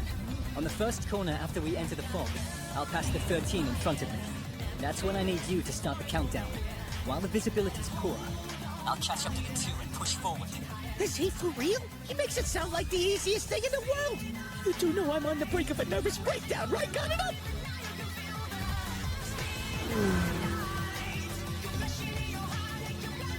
Flying solo, car 2 in third enters the white wall of fog. Behind him, both cars fighting for fourth are also approaching. This is insane. How's anyone supposed to drive in this? It's not even a race anymore. No one's crazy enough to do battle in these conditions. But when this clears up, we can fight again. What? He vanished. 1 second I noticed the 8-6 next to me, and the next it's gone. Was he drifting? When you can barely see in front of you? What's wrong with that kid?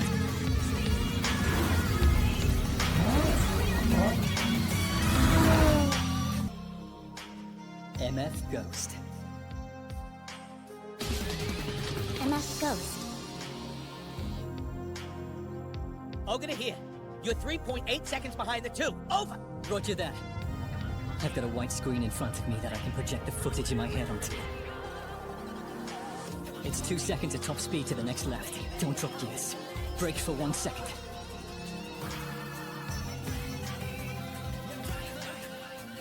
A right turn up ahead.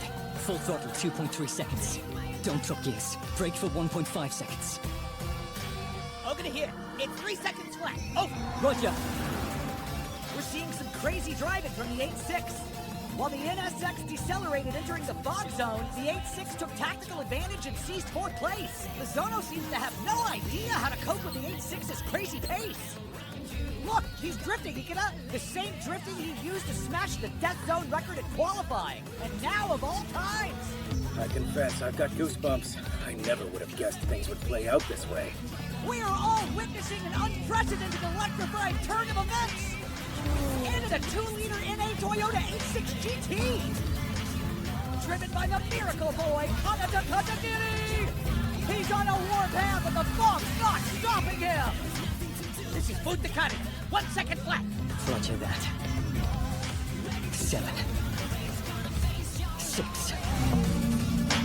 5. 4. 3. 2. 1.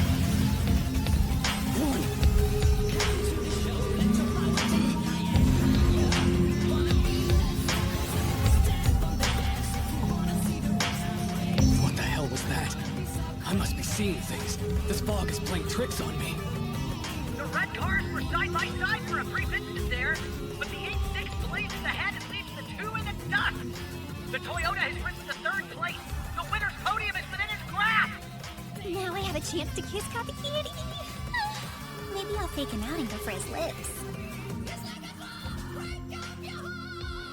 Over to here. There's only 2 cars ahead of you now.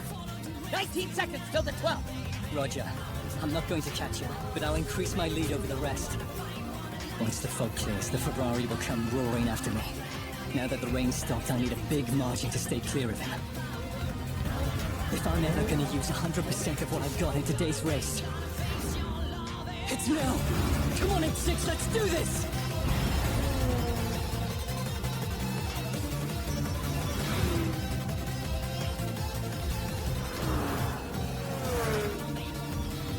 The godly 15 enter the impenetrable fog, one right after the other.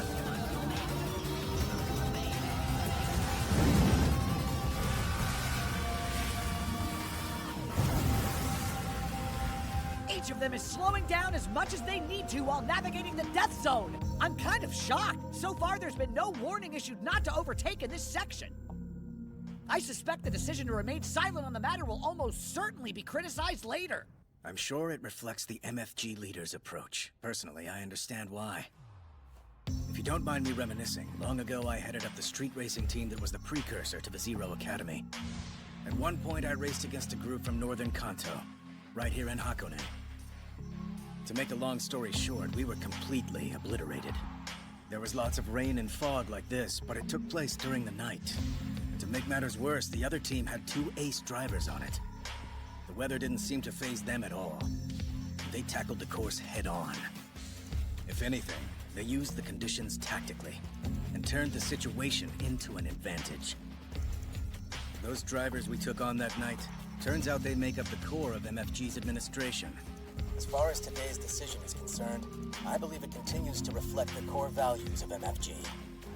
Bad conditions like these, they essentially force the drivers to decelerate to avoid crashing. But how much they need to slow down reflects the differences in the driver's skill levels. It comes down to a question of adaptability. I believe Takahashi Ryo is sending a message, revealing a deep-rooted design. That's what's behind the decision for the race continuing. I don't think his call needs to receive criticism. As a matter of fact, I'm fully in support of it. I appreciate that, Ikuda. I made the right call inviting you into the commentary booth. And I can tell you one thing.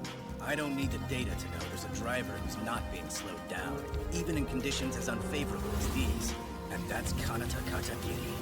I can't hold back my surprise! This rookie in his first year seems to be embodying the spirit of MFG more than anyone else! It's so frustrating that our footage is this unclear! What the 8-6 is accomplishing, I'm afraid that it's not coming across to all our fans! Just take a look at the surreal sight! Most of the drivers are clinging to the inside due to their anxiety and the poor visibility! But Kanata Katagiri hits the apex and continues to power through! Right there! Can you see what he's doing? The guardrail comes out of nowhere, but he's full throttle as he almost skims it! I am covered in goosebumps! No one could have predicted this kind of performance!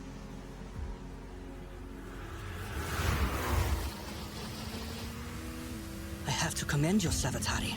You didn't lose your focus while navigating this fog. Excellent job. Still, I have to imagine it was draining for you. Whereas I'm feeling fresh as ever. You know why? I've got a talented pacemaker in front of me. If our positions were reversed, I'd be the one who was exhausted. But that's how it goes. God favored me this time. Our leaders have passed the Kojiri Pass Junction. Just a little farther and they won't have to worry about the fog. Here they come! Savatari in the 4 and Beckenbauer in the 12. Now that they can regain their focus, I expect us to see them duke it out once more. No, I wouldn't put it that way. I think the fog forced them to focus even harder. What do you mean? When at least 2 vehicles are in proximity, it's a greater burden on the lead car. Since drivers behind can make judgment calls based on what the leader does, the racer at the front of a group or racing on their own often has a harder time. Is that how it works? Hold on. Kanata's outpacing the other drivers and is on his own. Does that mean he's also burning through his mental energy faster?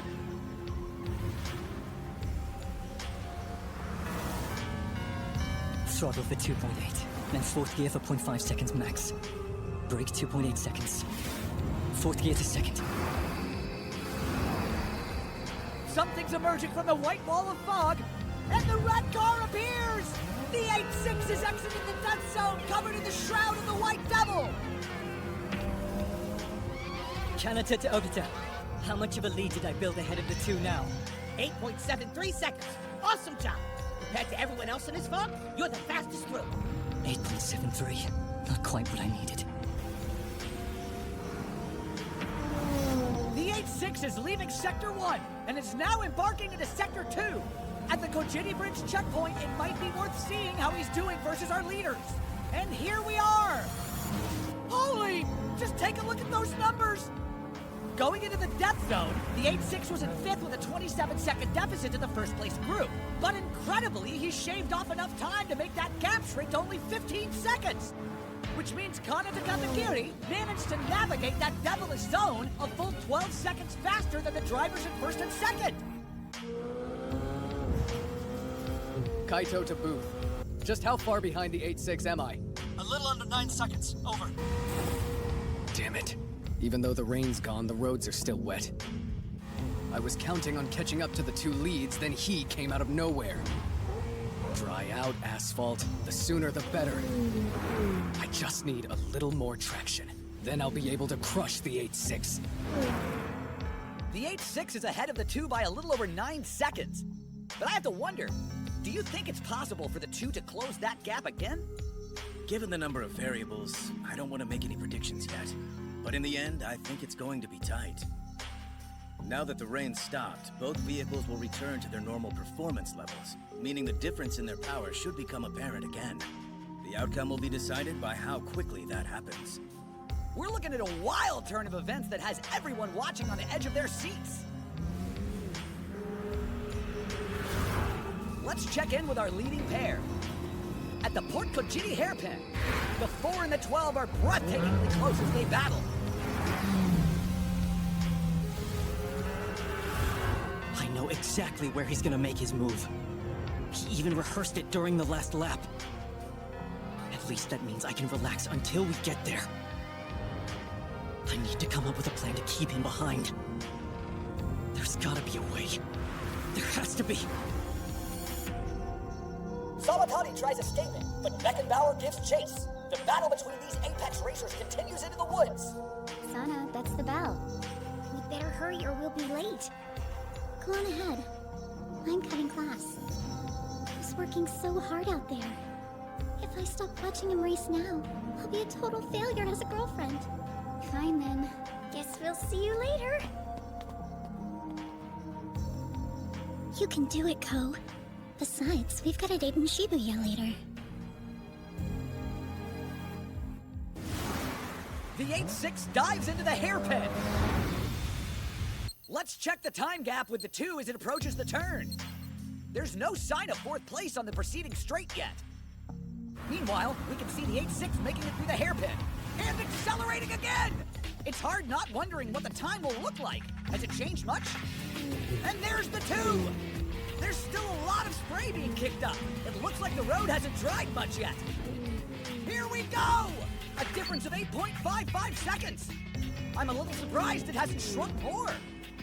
You took the stretch between Sector 2 and the hairpin at a relatively high speed, but roads haven't had time to dry yet. That being said, I definitely expect us to see that gap shrink relatively soon, though the outcome of today's race is still very much in the air. This battle for 3rd might be more of a nail-biter than the clash going on for 1st. How are things gonna turn out? I'd love it if the 8-6 came out on top. You and me both. The wind's picked up. It's getting kind of chilly. Hey, Kyoko? Are we allowed to take whatever drink we want out of the cabinet thing over there? Sure thing. Since it's cooled down a bit, we should all grab one. Now be real with me. So you don't have a boyfriend? Not at the moment. As a matter of fact, I just split up with my last one recently. Between us 3, I wish I could find someone new. I feel like I might die. Cause of death, loneliness. Doesn't sound like loneliness. You've got dependence issues. You can get along just fine in this life without ever really needing a man. If the alternative is having some scumbag giving you the runaround, you're way better off just having fun with the girls. Trust me. It's bad, I know, but I don't have a whole lot of friends either. Yeah, that checks out. Hugo, do you think the two of us could be friends? Oh, please, please, please. Sadly, I can't think of any reason to say no. Let's do lunch on our next day off, and you can explain your whole deal. Really? Thank you so much! Wow, that sounds nice. Do you mind if I tag along? Sure thing. We'll all have a girls' day out.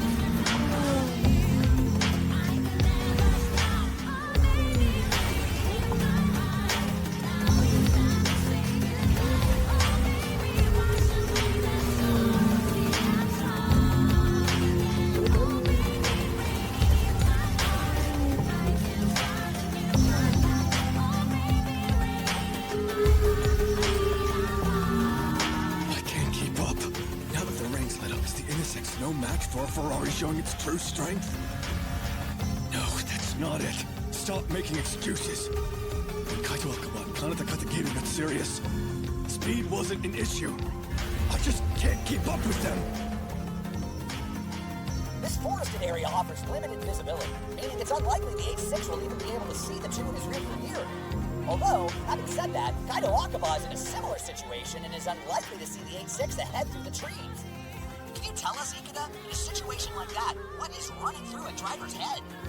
Realize you're not fighting with a rival, so much as you're battling with yourself. You focus all of your technical expertise and mental energy into shaving off as much time as possible. You have to place full faith in your vehicle, as well as your skills as a racer. Tough and alone, like a lonesome cowboy. Something about your description brought that to mind.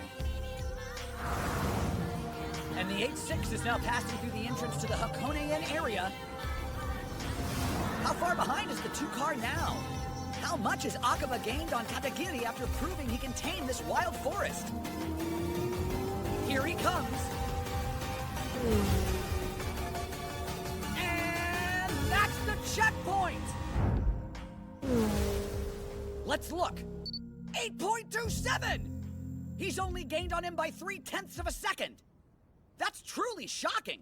Even though the roads may be gradually drying up, they're posing no issue for Kanata Katagiri as he cuts through the woods at a pace comparable to the Ferrari. Unbelievable. I've been watching races for a while now, but I've never seen a driver so full of surprises. Is this the same quiet, well-mannered Kanata I know? He's probably not going to like the attention, but regardless, the entire world's going to be fascinated by this young new talent. Ken Katagiri, if you're watching this somewhere, you need to speak up. That's your son out there. How could you not be proud of him?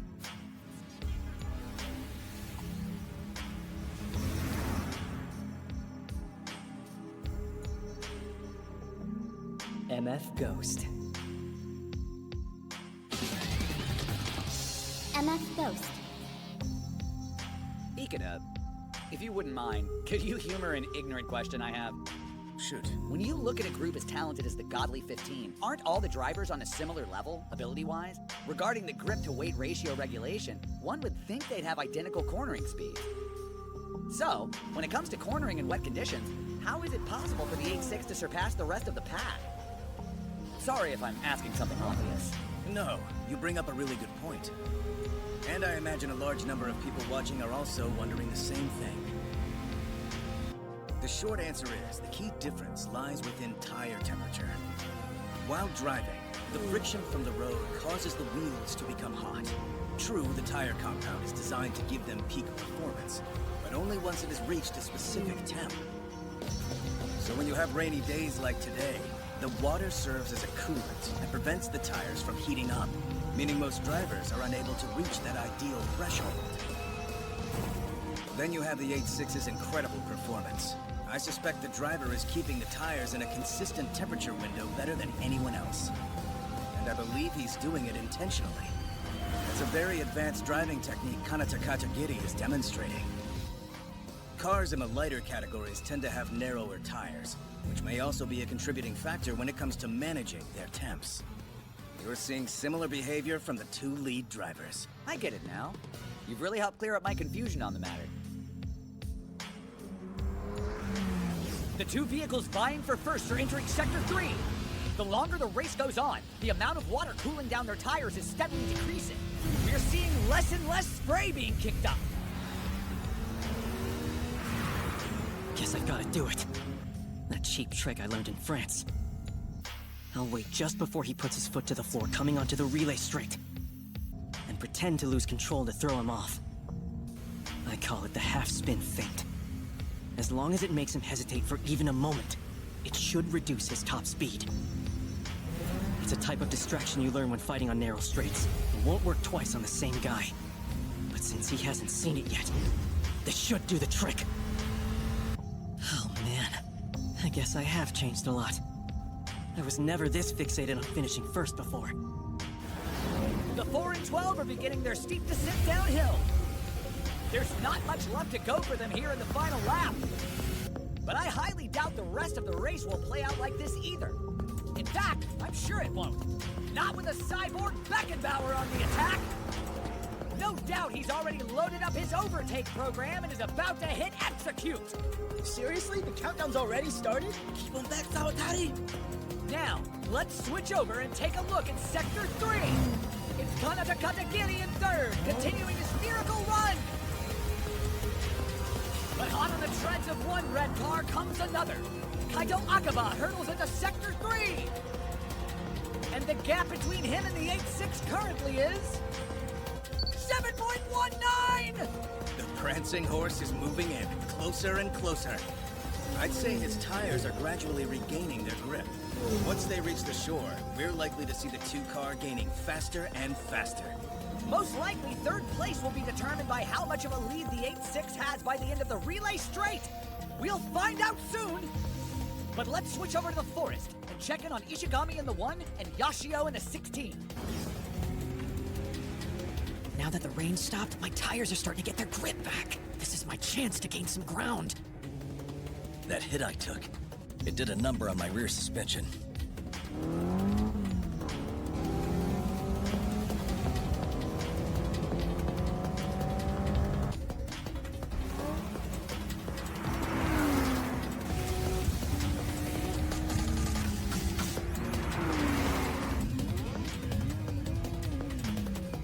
The second I catch some traction, I run into terrible oversteer. Some of my electric systems must be malfunctioning. Even using every trick I know, this is the best speed I can maintain. Booth to Ishigami.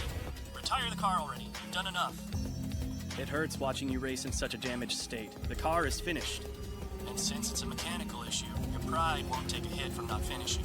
You've misjudged me. You don't know the true definition of pride. I need to rack up as many points as I can, even if it's just a few at a time. I don't care how pathetic I end up looking. I'm not making the call to drop out. Over. Ishigami in the 1 seems to be suffering from car trouble, and the 16 easily pulls off the overtake. Now to the middle group. Aiba in the 9 continues pushing ahead, nipping at the heels of Sakamoto in the 5 car. I wasn't expecting to run into you this far up. Typically, you would have wrecked your tires by now. Guess you have the rain to thank for saving your butt. Think you can screw with me, Sakamoto? When the GTR's purring like a kitten? It's about time. I still haven't paid you back for Odawara!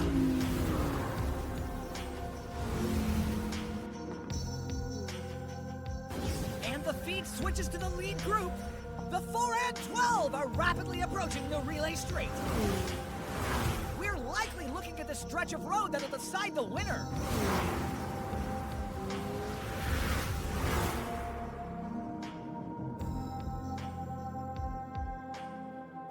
Here we go. Win or lose, this is the biggest gamble I'll ever take.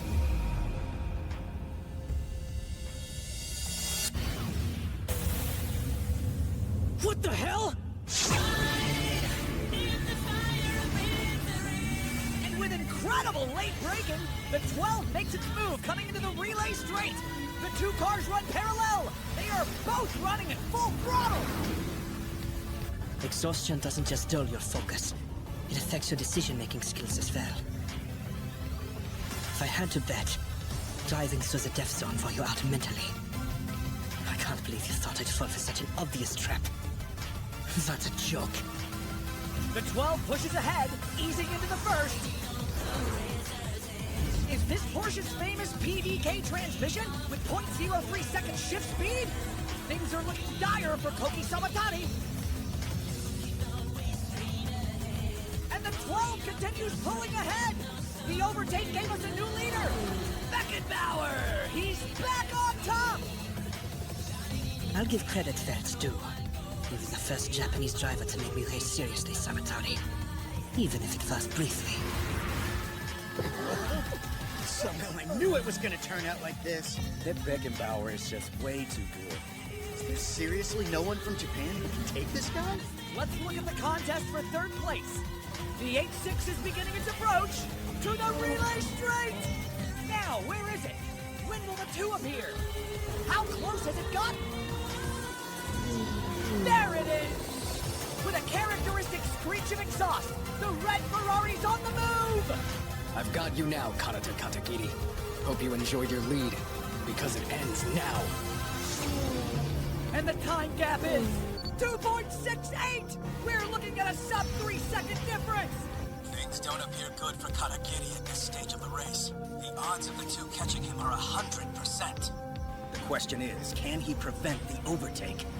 Only God knows which of these drivers will take the checkered flag first. We can only watch with bated breath. As they near the end of the straight, the 8-6's exhaust sounds like it's screaming as it flees for its life. Meanwhile, the 2 car sounds like a predator chasing down its prey.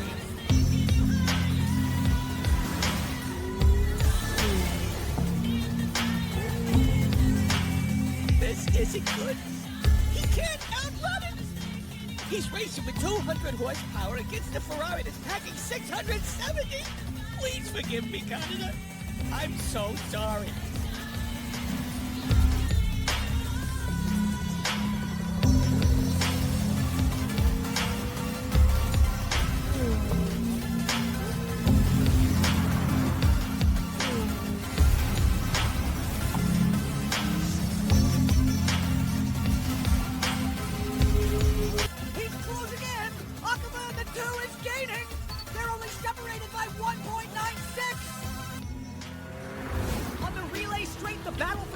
Rages on! Kaiba in the 9 is out for blood, chasing down Sakamoto in the 5! And from out of the slipstream, he makes his move! Get real. You're up against a mid-engine car with 4-wheel drive, dummy! There's no way in hell a Nissan can out-drag me to top speed! I'll slaughter you! The 5 is about half a nose in front, but the 9 isn't backing down! Neither man is giving an inch! They're closing in on the breaking point!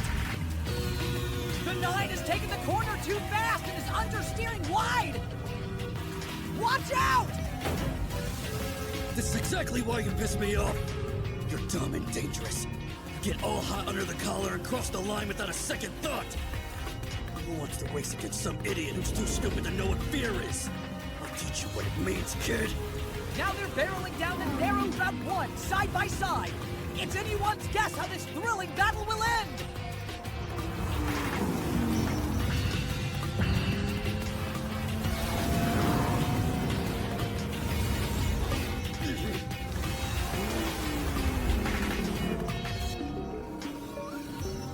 We go to an equally intense battle. All eyes are on the fight for third.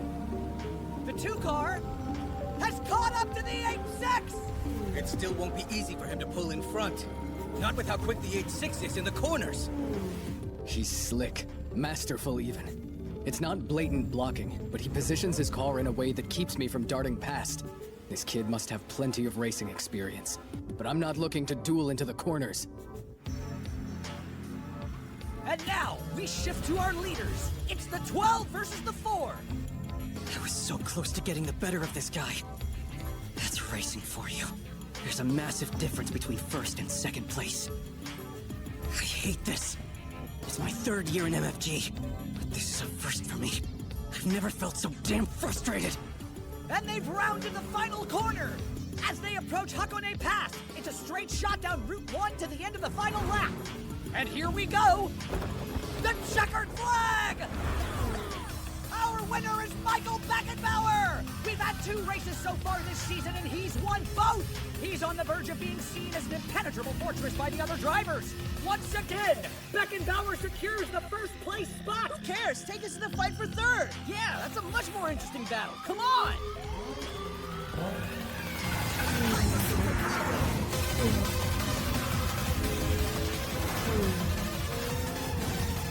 These half-dry, half-wet conditions aren't doing me any favors.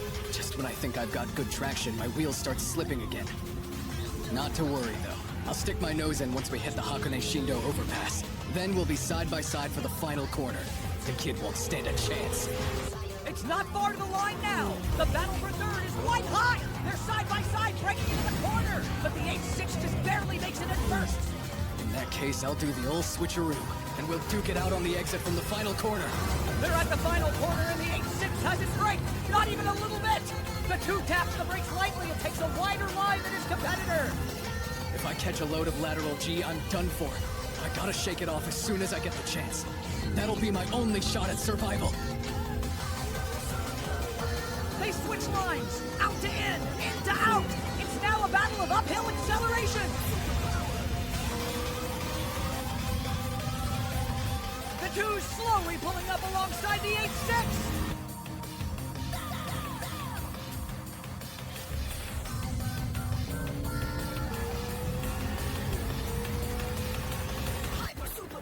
And the checkered flag waves! By half a nose, Akaba and the 2 gets across the line first! Oh man, that's so disappointing. I don't know if I've ever seen a more exciting finish. After 75.9 kilometers of racing, the difference between the 2 cars was a mere 50 centimeters. It was an incredible chase by Kaito Akaba, and a superb attempt to outrun him by Kaneda Katagiri. I have no shortage of praise for these 2 drivers. Their dogfight even eclipses the battle for first. MFG never ceases to deliver the thrill. Now back to the battle for 6th. After racing side by side for 4 corners, it looks like Sakamoto and the 5 has fallen back. I'm going to have to race in this car for the whole season. So I'm not interested in getting it all banged up in the 2nd race. Unlike you, I actually think ahead. It's not like I'm chicken or anything. I made a tactical decision to yield. You chickened out.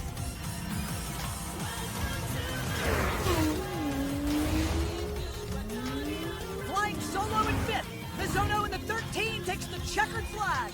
And behind him, here they come, Iva in the 9, and Sakamoto in the 5. Taylor in the 8 finishes 8th. And the battle between the next 3 cars went like this. Kitahara in the 15, followed by Otani in the 7, and Donagita in the 6. A bit further back, it's Yashio in the 16. Ishigami in the 1 car finishes a bitter 13.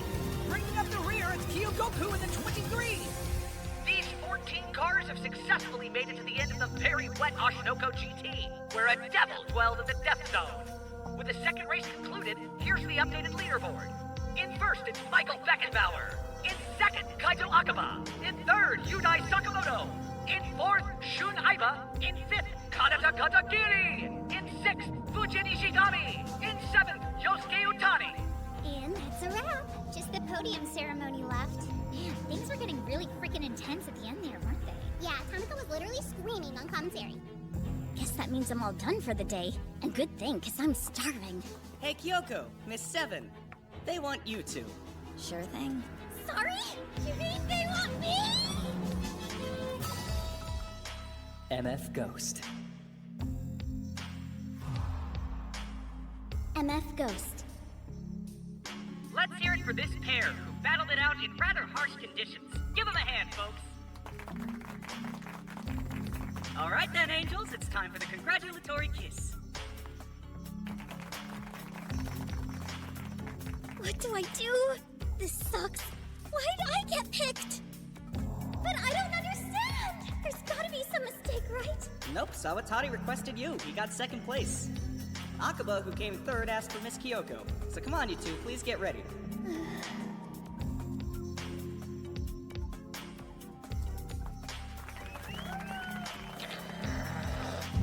Sawatari, you dead meat! How dare you make my son kiss so cheek! The prize for coming in fourth is 25 million yen! Half of that is 12.5 million! I might die! Hey, Katagiri. You are so amazing. Congrats. Oh, thank you. Those are my socials. Don't go thinking I give them out to just anyone. You're special. They're just for you, so keep them safe, okay? And be sure to message me. You're popular, Canada. I'm jealous. Well, you shouldn't be. I had no clue how to react. I'm awkward. What the hell was that? Some angel thinks she can put the moves on my Kanata? Who does she think she is?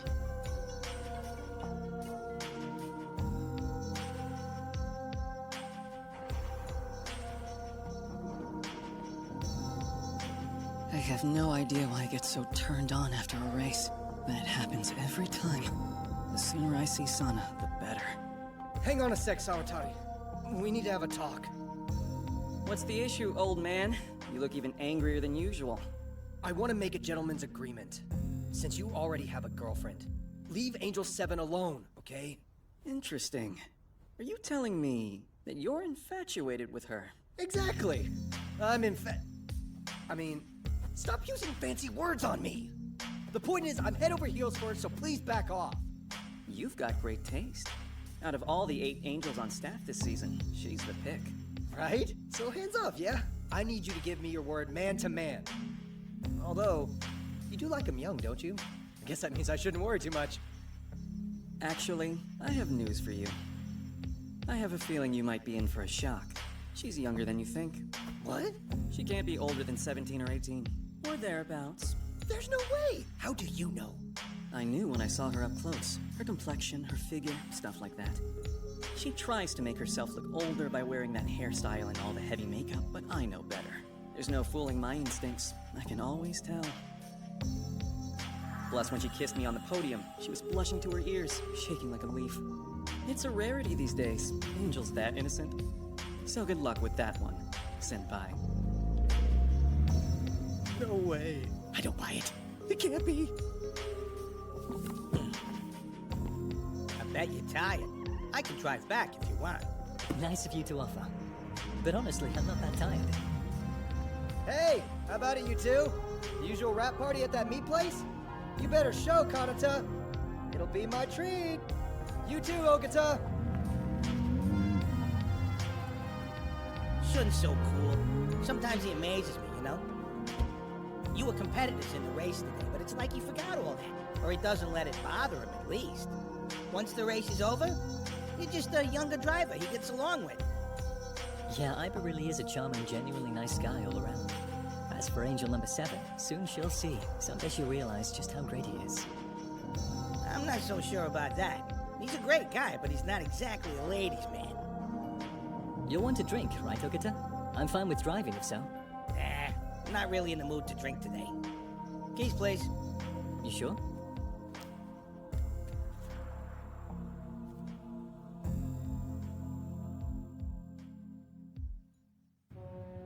Hey, it's nice to hear from you, bro. I take it you're busy as usual? Me? Nah. Compared to you, I've got all the free time in the world. You know why I'm calling, yeah? I'm gonna enter him in the next race. Fumihiro doesn't know? Well, fill him in for me, would you? Yeah. Thanks, man.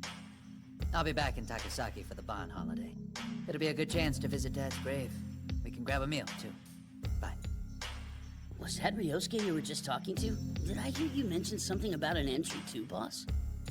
That would mean... It would. Don't worry, I got my brother's permission. He's gonna be in the race at Manazuru. It'll be Moroboshi Senna's MFG debut. Amazing. He's finally gonna get to go racing. As for Matsumoto, I'll call him and give him the news. This is gonna set all of Gunma abuzz. But I don't understand the reason for the delay. Well, it'd be unfair otherwise, wouldn't it? Considering I trained him, he understands our street racing philosophy. There's the grip-to-weight ratio regulation. I get the whole idea behind it, though. My brother's always been a hard ass with the family. You've known him a long time, I'm sure you get it. You're right. Ryosuke's always been pretty hard on you, boss. But what do you say about the fact that Fujiwara's student has also been competing? I mean, the way that guy drives is right out of the street racing playbook, you know? That's just as unfair if you ask me. Fujiwara's been in England this whole time, and the guy had nothing to do with setting up MFG. The point is, my brother said that until MFG had matured, there was no way he'd even think of allowing any of my drivers to enter the race. His exact stipulation is that he wanted at least 2 drivers to beat my demo time in the qualifying rounds, but it seems that's happened. Oh, right. You know what that means. There's no more holding back. I can't believe it took 4 years, to be honest. So much for the godly 15. Can't say I'm impressed with any of them.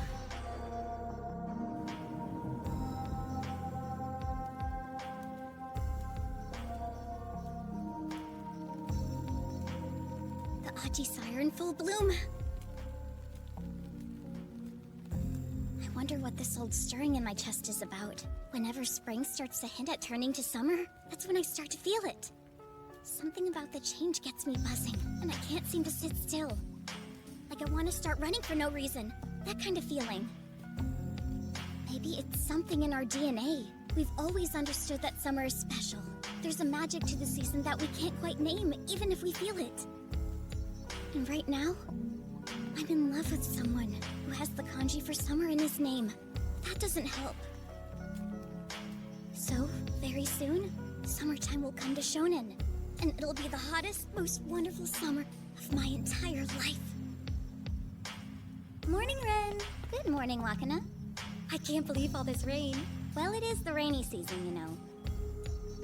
I've been thinking, Kanata really is the princely type, isn't he? I don't know, is he? Yeah, there's something so refined about the way he looks and acts, and like he's so polite when he talks. The girls have started calling him Prince Kamakura. Oh. Maybe they think that because they only see him when he's at work. He makes sure his hair and clothes are extra tidy. At home, he's very different. He lets his hair dry naturally without combing it. He even wanders around half naked. He also pays no attention at all to what he wears. But because he's in such great shape, he looks good in everything. But I won't mention any of that. I want a hot boyfriend. I'll start scanning the sides of the roads for half-Japanese boys. Talk about them like they're puppies. Wakana dates a lot as it is. From what I know, since middle school, she's had 6 boyfriends, though none of them have lasted very long. Then there's me. I've never had a boyfriend, so I don't even understand what it means to go out with someone, much less have had 6 of them already. Seems so foreign. That might be a bad thing, considering I'm a junior in high school. But I can't help it. It's just who I am.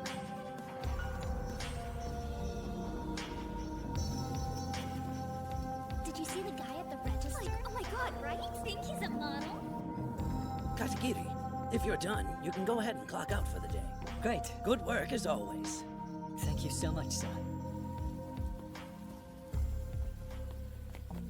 I love Japanese work culture. The way they give their warm regards at the end of the day.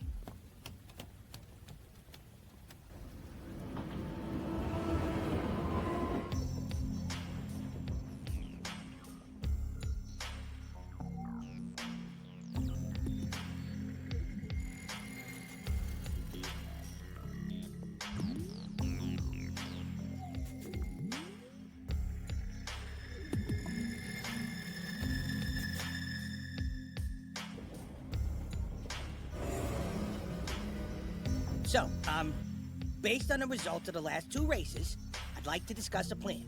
It's something new I've come up with.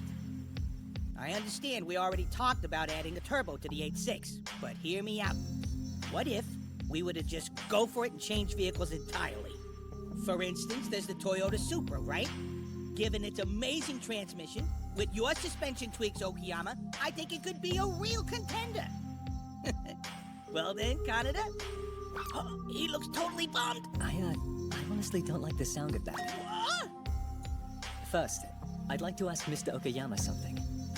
How much more power would the 8.6 have if we were to put a turbo in it? Well, a turbo is nothing to sneeze at, so if you wanted, we could go up to 400 or 500 HP. But the specific thing that I have in mind would be around 300 HP max. 300 HP? That'd be brilliant.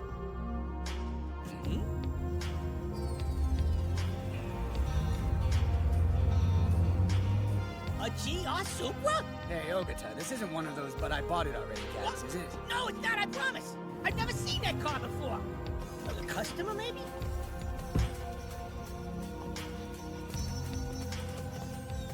Sorry for just showing up. Hi, my name is Sena Moroboshi, and I'm with Dream Project. Dream Project? Keisuke Takahashi's group? Is Kanata Katagiri here? I was hoping I could see him. Canada? Yeah? What's up?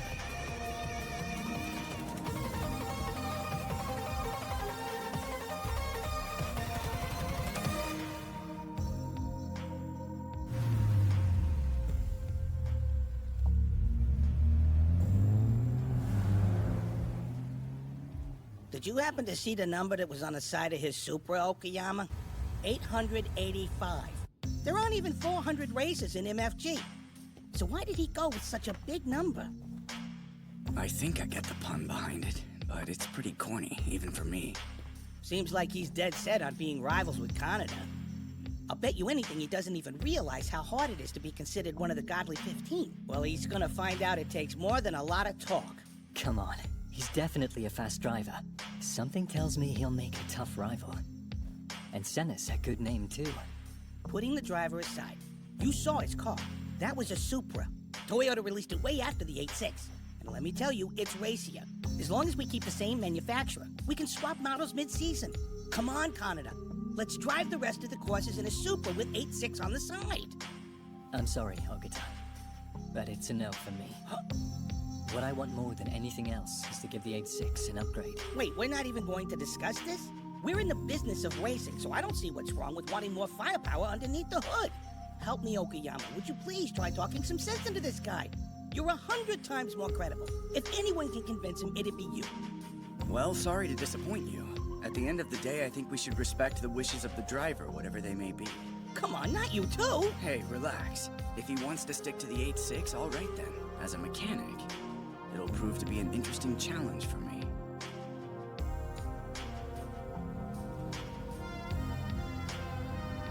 Sorry for needing a ride. Nah, it's fine. I gotta tell you, Okayama, whenever I'm over in the booth watching Canada battle, I get the feeling like he's being held back. Fact is, his vehicle's underpowered, and his skill behind the wheel is constantly handicapped by it. And it's more obvious every race.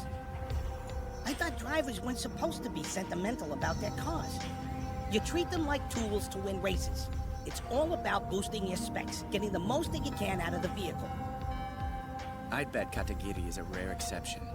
He takes a craftsman's pride in his work, or perhaps even an artist's.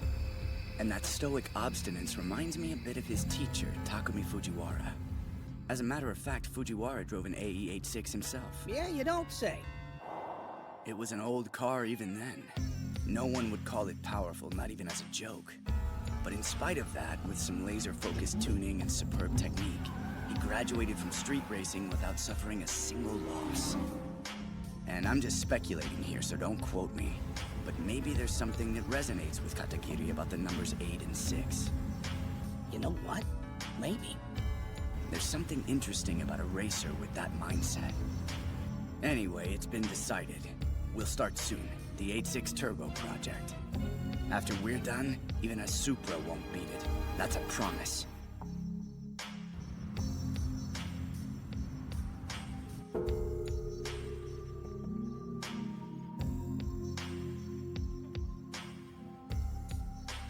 Oh, I just remembered.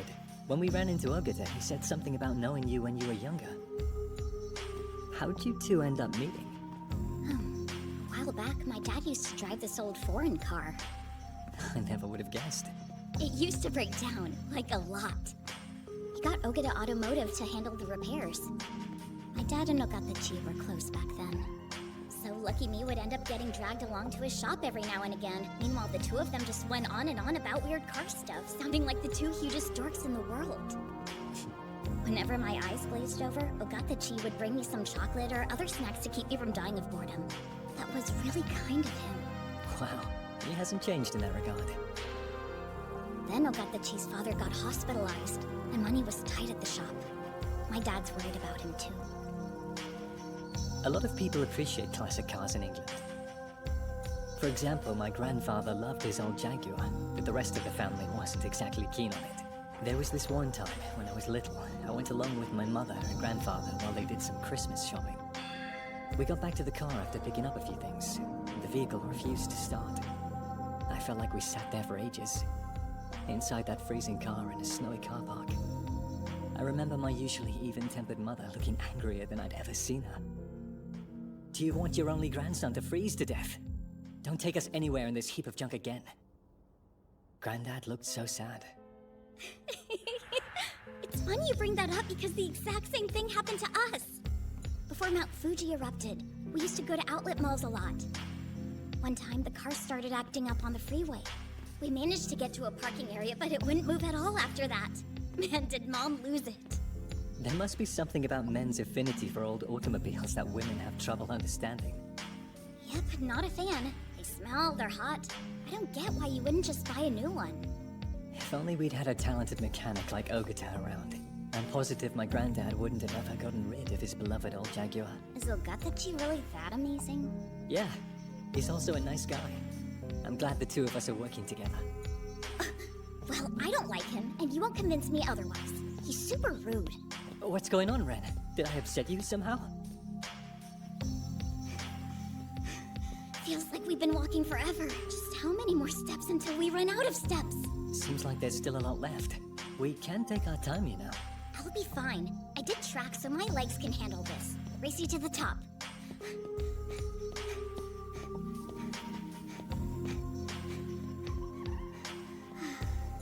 I take it back. It's a bit of a workout. Meanwhile, Kanata's not breathing hard or even breaking a sweat.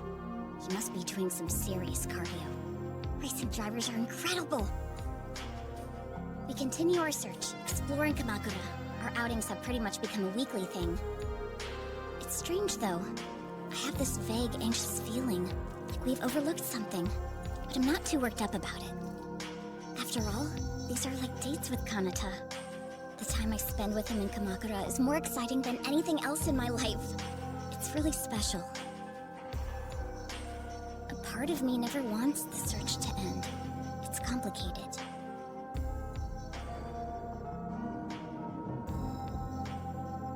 Where were you taken? I really like the picture. I wonder what made Kanata's mom smile like that. What was the situation like when they took this? Was it a special occasion or something? Oh yeah, here's the first one of us together. Look how awkward Kanata is. Being in love with someone might be a bigger deal than I thought. MF Ghost. MF Ghost. I still can't believe it. He's 5th in the standings. I was in the booth watching him race at Odawara and Ashinoko, but it's almost like my brain couldn't process what my eyes were seeing. Maybe we would be better off completely forgetting about our rank, going all the way back to square one. He ranked 9th at Ashinoko. Without the rain and fog working in our favor, I'd say realistically that's where he would have finished the race, too. We'll go off of that foundation and add upgrades accordingly. This next qualifying round, what position do you think we should be targeting? Considering the traits in the Monozuru course, I'd highly suggest 5th place. 5th? We could aim that high? I'm being serious, yes. With Kanata Katagiri's skills, it's doable. I'm sure. That's a tight spot to aim for. It's right in the zone where the top drivers will be fighting. A real automotive arena. Kana-chan said that? It's not like I'd make it up. He flat out told me he was in Japan to find his dad. Yes, I suppose that makes sense. I have to confess, I've been wondering for a while now if that might be weighing on the poor boy's mind. So what about you and Dad? Don't you have some clue where his father might be? None at all. We've been in touch with old contacts to see what we could turn up. Last month, your dad even took a trip out to Gunma on his day off. Gunma? How come? He wanted to talk with a certain person who happened to know Ken back in the day. Who's Ken? Oh, he's Kana-chan's dad. You see, when he left, there was word that apparently he was living in Gunma for a while. Your dad didn't discover anything major, but he did find one lead. We weren't going to tell Kana-chan anything until we had something more concrete. I had no idea. So you and Dad are working hard for him too then. Guess all of us are. Well, of course. Kana-chan is a part of this family, if you ask me. If I can help him in any way, I'm going to. Now, change out of that school uniform already. And make sure you hang it up properly. Right? Why is my nose itching all of a sudden? Guess who it is, Kanata? We couldn't stay away. Welcome back.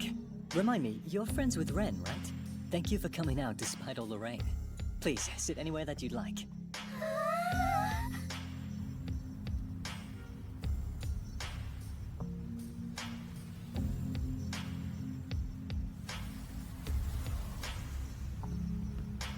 Hey!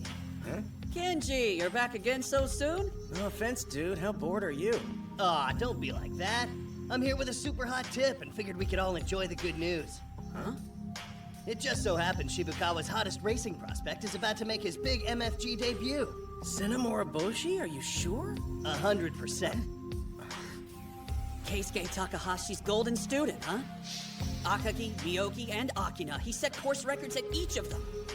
I hear he's called the Skywalker of the Jomo Mountains. He apparently started that nickname himself. For real? Either way, it's one more thing to look forward to. It's only been a little over a month since Takami's student made his MFG debut and shook up the entire scene.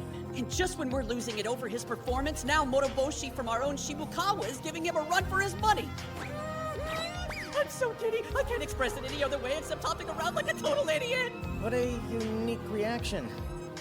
So, we're only 3 weeks away from the start of the third race. But who are we supposed to cheer for if they end up battling?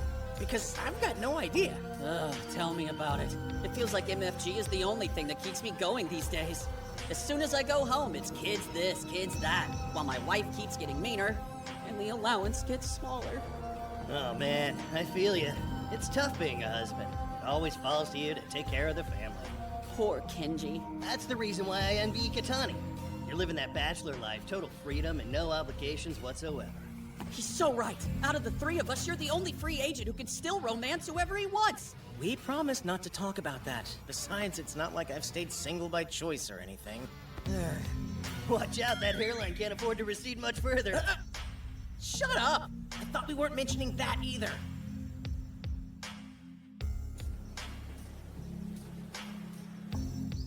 What's Ren up to? She's off studying with a friend again. End-of-term tests are approaching. Well, hopefully she hasn't forgotten about our plans tonight. I mean, today is the big day. Her forget? Are you joking? She's meeting the three of us at Anamuragasaki Station. All right, if you're sure. What are you getting so nervous about? It's still early.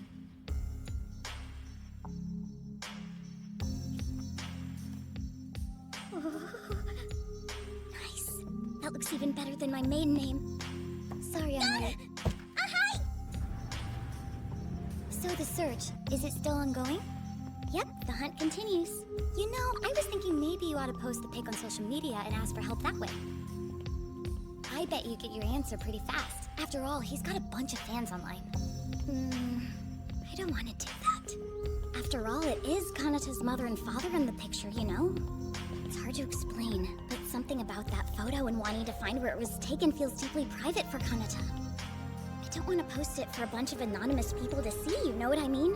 It just seems wrong. Good point. I can understand that. Hey, since we're out anyway, we should stop somewhere like Kamachi Street, right? Kanata's not at the cafe, and my family's going out to eat later. Huh? Does that include you-know-who? Duh, of course. He is part of the family. Oh, that sounds like a lovely time. Do you think you can squeeze me in too? We're friends, but not happening. Are you sure about this, Kana-chan? You realize this place is kind of expensive. If you'd like, Dad could cover half of it. Hold on. Sorry, that would defeat the whole purpose. I just got paid at my part-time job, so I want the whole night to be my treat. That's so considerate. Paying for our family's dinner. Not to mention using your hard-earned cash instead of your prize money from the race. The boy's so selfless. Hey, Mom, you're kind of bringing down the mood. You know, he's being nice and taking us all out, so let's have a good time and enjoy the evening. Yes, you're right, sweetie. Still, my heart's so full, I don't know if I'll be able to squeeze any food past it. Look, I'm having the best time and I'm not going to hide it. I don't know why, but the wine tastes even better than usual. You've had so much already. I guess you would know. Why are you having more fun than me? I don't think I've ever seen you come here with a party of four, Sayonji. Well, we just found out my husband had a secret love child and we're celebrating. Oh, really? Meet the son I didn't know we had. Isn't he just the most handsome young man? Knock it off. What if she believes you? Oh, come on, as if anyone would buy that story. I adore the pasta they serve here, Kanata. What do you think about it? It's absolutely delicious. Glad you think so. Compared to the Italian restaurants I went to in London. Without a doubt, this place is a lot better. Can't beat great company, food, and wine. Maybe you should slow down, Mom. Thanks for the meal. Please come and dine with us again. I speak for all of us when I say that was wonderful. I haven't had this much fun in a while. And the sea breeze feels so good. I'm real sorry, Kanata. Mom ordered an expensive wine, didn't she? It's no problem. As long as Mama Mayuko had a good time, she could have ordered anything she wanted. You're such a sweetheart, Kana-chan. Come here. Ah! Will you knock it off already? You're embarrassing me! Kanada, my boy, I realized tonight was your treat. But I just wanted you to know we consider you part of the family and you can stay at our house for however long you need to. Here in Japan, you're not really considered an adult at 19, so you can rely on us from time to time. Mayuko and I would honestly be happier if you did. It's the one time you should follow Ren's example. Meaning what, Dad? I agree with you for the most part, but would you stop being so formal around Kanata? Tell him, Mom. Your daughter's right, honey. We're really doing this right now? I appreciate everything you've done for me, Papa Sayonji. Really. There's the train. It's here! Let's go! I want to thank you for recommending such a great restaurant to me, Ren. The whole night was perfect, but only because you helped me. It feels weird for you to thank me, Kanata, especially after you just made all of us so happy.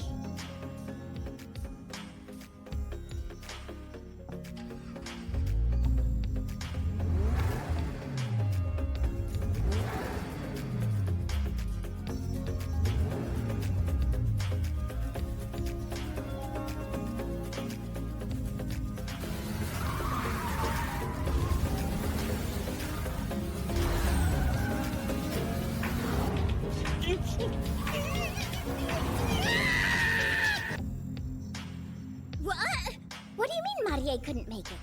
Not as if it's a huge deal. She seems like the type to talk the whole time. How about I listen to your romantic situation instead of hers? I hate to say it, but this might be kind of lucky for me. So, let's hear it already. What about this guy you like? And there's almost no chance I know him either, so don't hold back on the details. Well, when she puts it like that, suddenly it's even more difficult to bring up. Honestly, this guy I like is sort of, how about I give you a few hints first? Then you can try and guess. We're doing this in quiz format? What gives? Sorry for the games. I guess it's not all that easy for me to talk about. See, around the end of April, and completely out of the blue, my parents came to me and said we were taking in this guy from overseas and we're going to be his host family. Thank you. Also, I'm an only child, so the idea of some boy I didn't know coming to live with us kinda didn't sit right with me. Hey, you don't need to tell me. Having to live under the same roof as some rando? Even I would pass on that. So, where's he from? Well, he's native to the UK, but it turns out he's actually half Japanese. He's 19 years old, and can speak our language pretty fluently as well. Kyoko! After hearing all my clues, doesn't that remind you of anyone? Why would it? Remind would imply that... You're saying I know this guy? Hold up. You mean him? The super rookie that's the talk of all MFG? Ding ding ding, congrats. Ooh, boy. That's quite a crush you've got, girl. Is he the exception to the rule or something? Because all of the MFG drivers seem totally self-absorbed. I do think he's really nice. He's sweet, kind, but also mature. Some of the time, he acts like he's got it all together. And other times he's cute like a little boy or something. It's weird. Since we're living together, I figured if he had any red flags, I'd have seen them by now. But so far, nothing's changed my mind. If anything, I like him more. Considering the Angel's contract, I guess I could land myself in trouble. I wouldn't exactly say that. If you're in love with him, it's not as if you can help that. And besides, it sounds like you got to know him outside of work, and that's how the crush developed. This is someone from your private life. As luck would have it, they also happen to be a driver in MFG. And I don't believe there's a single thing in our contract about that. Really? That's great. But for the time being, it's probably for the best if we keep this just between the two of us. Good idea. There's no reason to overthink this. Handle it like you would normally. You know, like any typical high school girl around the guy she's crushing on. And if trouble does rear its ugly head, don't worry, I've got your back. New relationships bring out the weirdos. Well, thanks. But it's still in the crush phase, so I think I'm safe now. I'm really glad we got to talk, Kyoko. It's a weight off my shoulders. Only 4 days until the next big event, huh? Not that long. The peninsula is a real pain every year. Schedule's usually a huge mess. In the middle of the rainy season, it's no wonder. Between us, I'm kind of worried. What if the race clashes with my end-of-term exams? For a qualifier, I'm sure that I could get somebody to cover my shift. But they told me that I can't miss on race days no matter what. Basically, that means I'd have to take a makeup test. Nightmare. Alternating between a high schooler and Angel. What a balancing act. It's the moment you've all been waiting for. The third MFG race of the season, the Peninsula Manazuru. Qualifying is about to begin. The course is 17.4 kilometers long and 5 laps, featuring 3 tunnels and a bridge spanning over the sea. This complicated layout crosses over itself in 4 different spots. It's got a mix of super high and ultra low speed sections. Additionally, the visual splendor of Manazuru's urban areas makes it popular among several MFG viewers.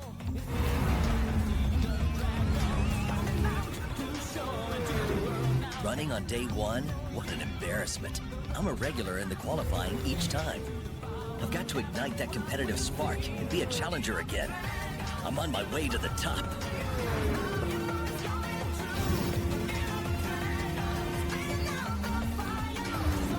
No point trying to stay friendly with my sis while racing anymore.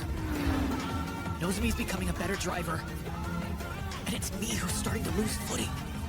So come on, Lotus. Manazuru is a good chance for us to turn this around. Approaching the course their own way, each driver begins their run. It's going to be a fight for survival over the next 7 days.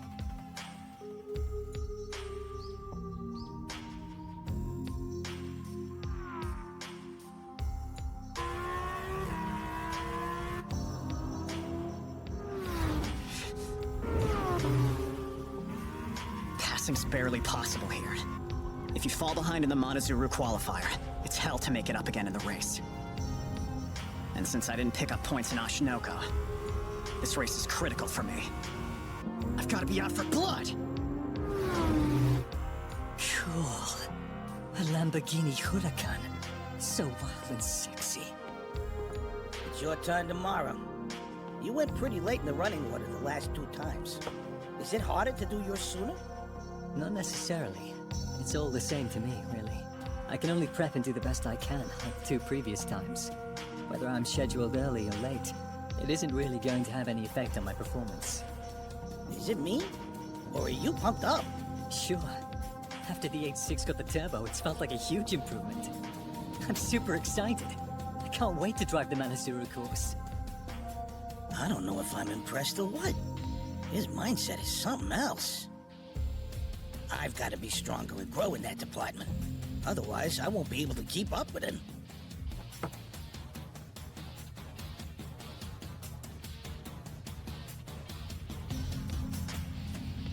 Katairi, you never messaged me.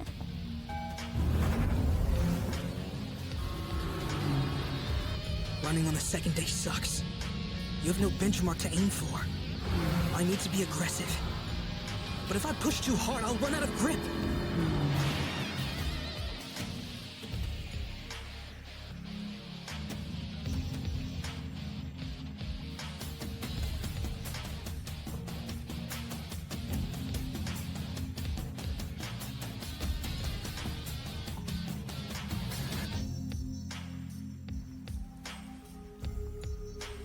I'm heading out!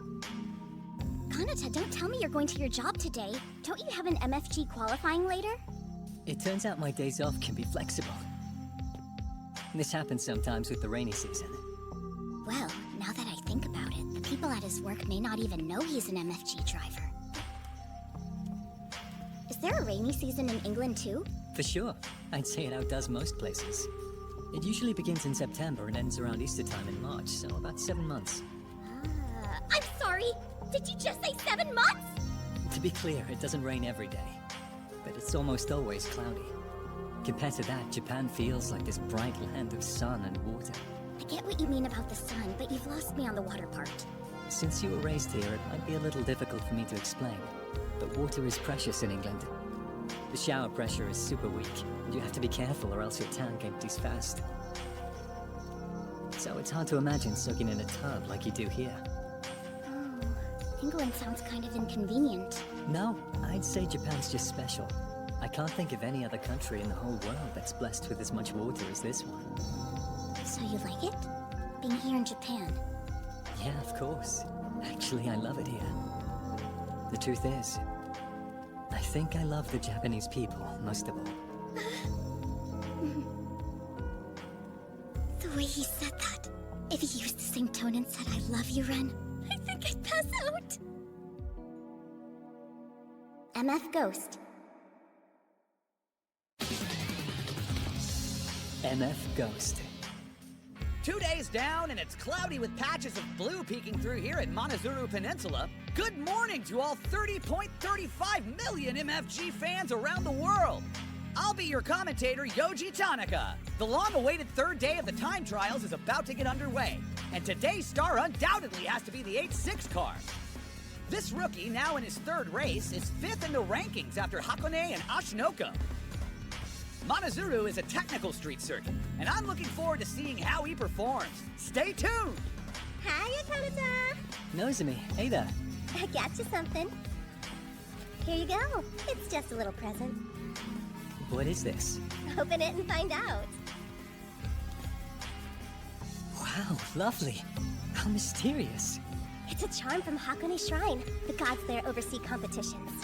My stupid brother and I go there. We always visit before a race and ask for a bit of divine assistance. Keep that charm close by, and you'll have the gods on your side. Good luck out there, Kanata.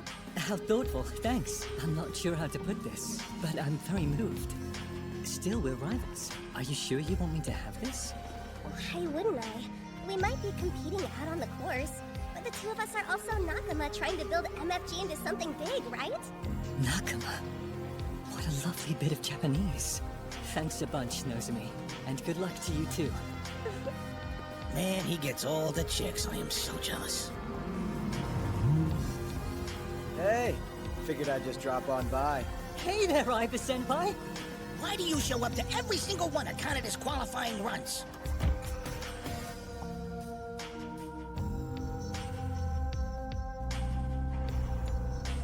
The 8-6 has arrived at the gate. 10 seconds until it's run. Ogre here. Radio check. I read you. I'm sure you know this, but the toughest parts are going to be bridge and tunnel near the beginning of the course. You'll have zero visibility, so exercise extreme caution. Over. Roger. So that's the guy Ren likes. 9, 8, 7, 6. Now that I'm getting a good look at him, they might be a decent match. 2, 1. And off he goes! Kanata Katagiri's Peninsula Run has begun! I almost want to cheer those two lovebirds on. Best of luck, handsome. Has he started his run? As usual, I won't be watching, but let me know how it turns out.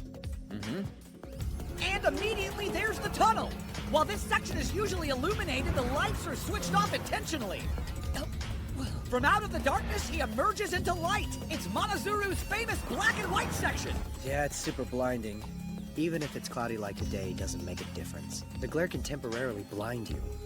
It's not a problem when you're driving normally, but at top speed, the curves after the tunnel come at you fast. A whiteout in a situation like that is enough to scare the piss out of you. But it's nothing compared to what comes next. As his eyes adjust to the light, the second tunnel comes into view. A monstrous behemoth, its jet black maw opens wide, leading straight to hell. This part's rough too. In my vehicle, I'm practically drifting when I hit 200 kilometers per hour. If you mess up your line control even a little, especially when you're in total darkness, let's just say it can mean total disaster. It looked like he went through without any problem. Yeah, well, this is Kanata. It's nothing major for someone on his level, obviously.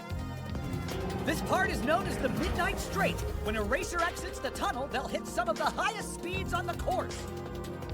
After rocketing out of it, the super high-speed S-curve awaits, which sends a chill down every MFG racer's spine. They call it Eau Rouge. That first right, it's a lot tighter than it seems at first. If you enter too fast, you can't regain control in time. Not good, Kanata. That's too much speed.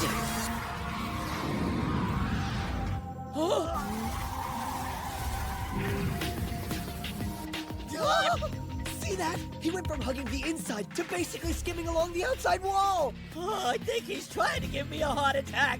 If you crest a hill at maximum lateral Gs, the downward movement neutralizes them. I don't know who pointed it out, but it's supposed to resemble Eau Rouge at small Francorchamps.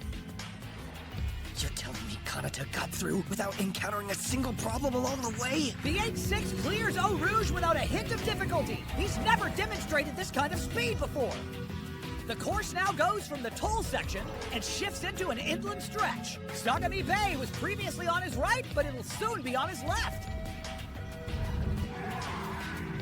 And that's a dazzling handbrake turn by the 8-6. At the checkpoint, he's provisionally in third. Are you kidding me? You gave the car a turbo, right? 400? 500? 300? 3? That's all he's got in there? Holy shit, Kanata! That's the difference an extra 100 horsepower makes for you? You easily conquered the black and white section, and at a level no one's ever touched before. Over to here. You're in third now. Over. Roger, we haven't seen what the 8.6 turbo's capable of yet. Excuse me? There's a slight uphill climb toward Old Monozuru Station, and the 8.6 descends with some impressive speed. That's clearly not a naturally aspirated engine anymore. It's been turbocharged. It's happened at last. Kanata Katagiri and his vehicle have gained the power they need. Now for the right turn at Old Monozuru Station. And whoa! As of that checkpoint, he's now provisionally in second. He's outpacing Oishi in the 3 car. Kanata Katagiri continues to go on the attack. He's faster than a freaking Lambo. At this stage, we've entered the core of the peninsula track. Kanata Katagiri, the young warrior, fearlessly takes on the impregnable labyrinth. The 8.6 has demonstrated a mastery of the technical section so far. Could our provisional pole sitter Ishigami be in his sights? That's why Kanata's amazing. It's his first time driving this course. But his lines are razor sharp, and he doesn't hesitate to step on the gas. He can think 2 corners ahead of the one he's turning into. I could never imitate that. No matter how much I wanted to. Because I'm dumb. Like a fish, he slips around the residential area's tight roads. He's definitely fast. At this point, the course dips down until it's roughly at sea level. That's also where the next checkpoint is. Let's take a look. Just how far up has Katagiri managed to ascend? There it is! He's climbed to the top of the provisional times! The 8.6 is showing no signs of letting anyone pursue him. He's likely focused on widening the margin between him and the 1 car as much as possible. This is only the 3rd day of qualifying. We'll see MFG's heavy hitters later on, but there's no doubt that Toyota's performance is going to put some serious pressure on them. Hey, Shun, do you think I should tell him, huh? It's probably fine. We both know the kid's got a mind like Super Alloy Z. Over to here. You're on top for now, which is great, but please don't overdo it. Like I said before, he's the scariest one out there. The only thing this means is I have another net buzzing around my face. Nothing I can't manage. And just like Savatari, if he irritates me, I'll spot him. The 8-6 is exiting the peninsula section and entering the second inland zone. He's maintaining a pace that's keeping him at number 1, but that's not all. After smashing the previous records for the peninsula zone, Kanata-Kata-Giri's on track to break the record for the entire course. He's making MFG history! Whoa! Once again, he's proven himself to be the standout racer. The challenger from England is untouchable. Well, Takumi Fujiwara, your apprentice is proving to be a real threat. No surprise there. He's simply becoming the man who's meant to be.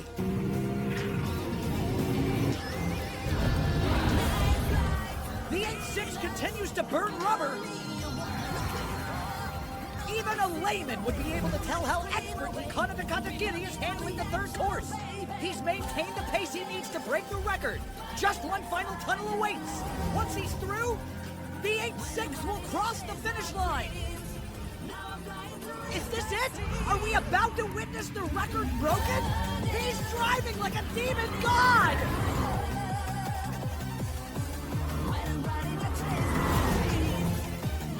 And he's done it! The Toyota 8-6 GT has shocked us all! Kanata-Kata-Giri has carved his name into the MFG history book! It's funny in hindsight, but Okayama said we should aim for 5th in qualifying. Instead, you went and destroyed the course record. I bet he's gonna flip. No, there are still 4 days remaining, and a ton of fast drivers who haven't had their turn yet. I think ultimately I'll end up qualifying around where Mr. Okayama predicted. Plus, I'm not totally satisfied with yesterday's performance. I made a few errors. My time could have been better.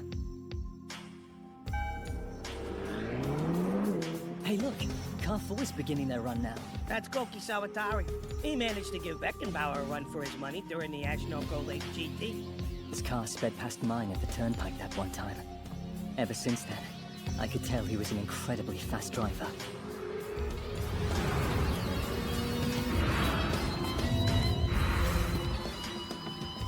Why am I so motivated this season? Kanata Rivington. My fighting spirit was asleep until I saw you race. You've awoken it from its slumber, and there's no going back from me. Girls aren't the most important thing in the world anymore. Please forgive me, Sona. This is who I really am. The entire Odawara office is abuzz! Koki Sawatari's pace is rivaling yesterday's course record! Could he break it?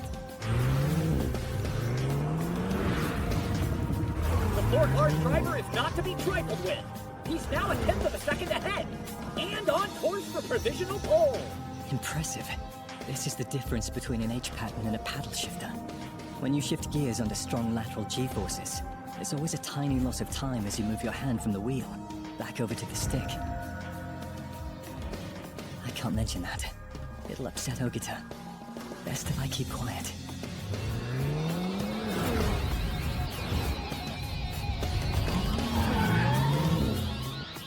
Well, damn. The car's underpowered, but he treats it like an extension of his limbs. Before the debuts of Michael Beckenbauer and Kanata-Kata-Giri, when you mentioned a young MFG prodigy, this driver instantly came to mind. Sawatari has been driving brilliantly, reminding everyone he's not going anywhere.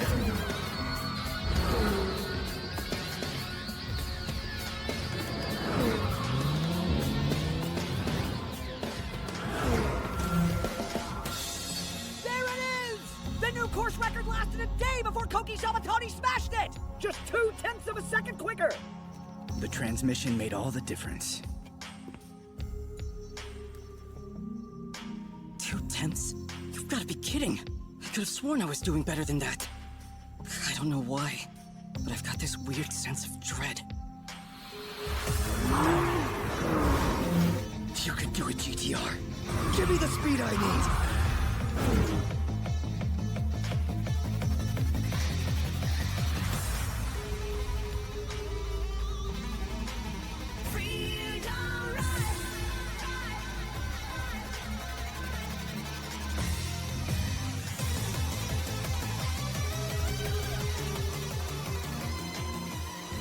moment you've all been waiting for, MFG fans. After a 5-day delay due to rain, it's finally time for the 5th day of qualifying to resume.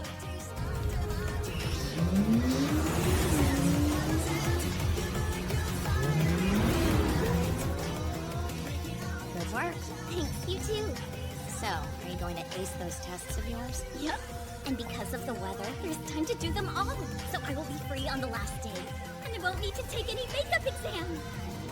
Seriously, weather gods, I owe you.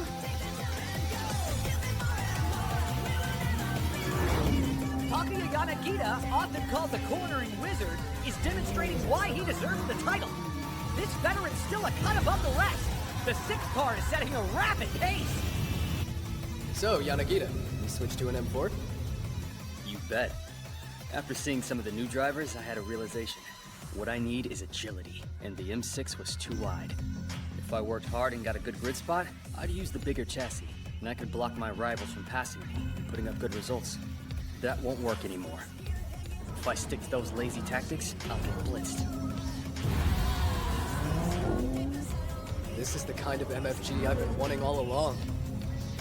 We're attracting eyes from all over the world, so why shouldn't we get down and dirty like the rest? If I see the slightest opening, believe me, I'm sticking my nose in.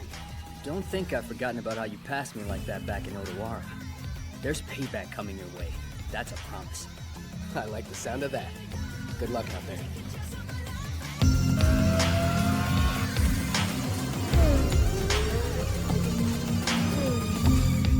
How'd your test go? Physics has got me worried.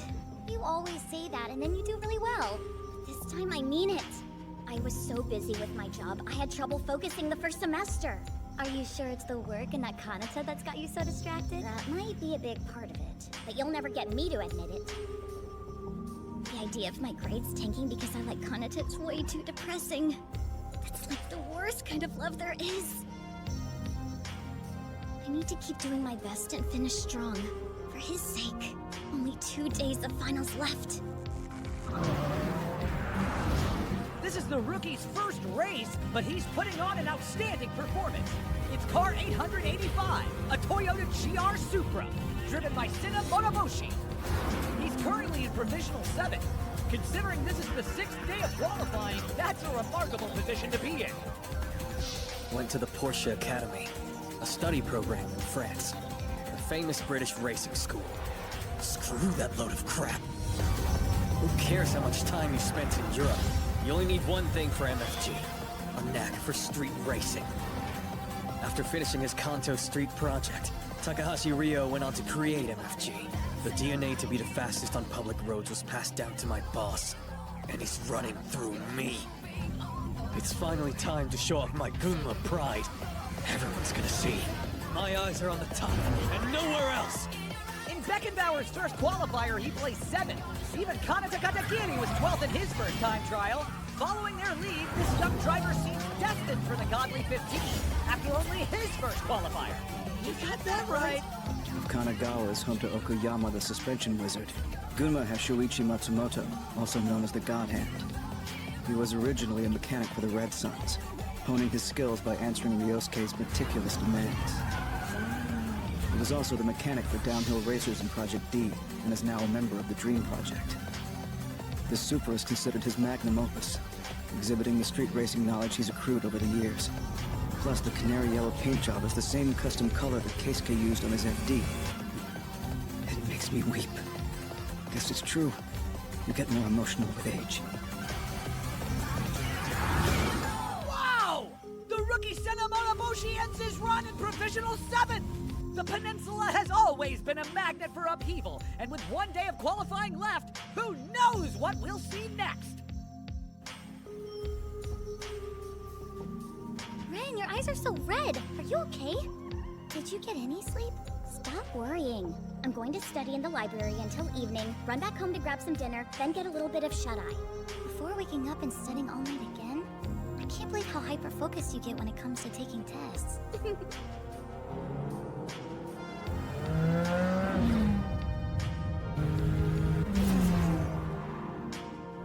So listen to this. One of my relatives got into a car accident recently. Good news, nobody was injured. But here's the thing. He always buys a traffic safety charm every year, but this was the first time in ages he didn't get one. Afterwards, he rushed straight out to get a charm, saying, "With Hachimon's protection, I'm never getting in another accident again." Isn't it just the funniest thing? A charm, huh? Now that you mention it, I've been thinking about getting him one for a while now, and considering how much he likes shrines, I bet you he would totally love it. You mean Kanata? Let's stop at the Hachimon Shrine. You want to come with me? Sure, but can it wait until after all our exams are over with? By then it'll be too late. We've got our usual date day tomorrow. Booth to Michael. All to plan so far. You're only 2 tenths down. That's perfect. Over. This was the very first MFG course I competed in last year. Since this is my second goal, I doubt anyone will beat me. No need to push harder and build stress. I'll keep my pulse even, and up the gears in the final section. That said, no one is taking my pole. No one. Because that's the purest demonstration of speed. Look at this! Will the 12 manage to edge in front of the pack? He now has a lead of 2 tenths. Yes! It's been confirmed! Not only has Michael Beckenbauer taken pole, he's also broken the course record! That makes 3 drivers who beat the track demo time made by Case K. This is the first time we've seen this kind of talent in MFG.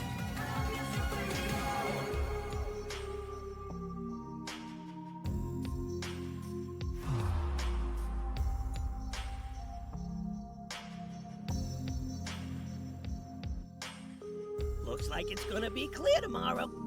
I was hoping. Racing dry really is the best way. Despite being the rainy season, the weather's always good the day of the Peninsula race. Actually, everyone says it's one of the 7 wonders of MFG. The 7 wonders? What? That's so rough! Thanks for the coffee, Hogata. Guess I'll see you before the race tomorrow. Off on your date already? It's early afternoon still. Isn't Ren supposed to be in school? She's taking her exams, so she should be out early. For the record, it's not like it's a date or anything. I'm only accompanying her on a trip to go see a temple.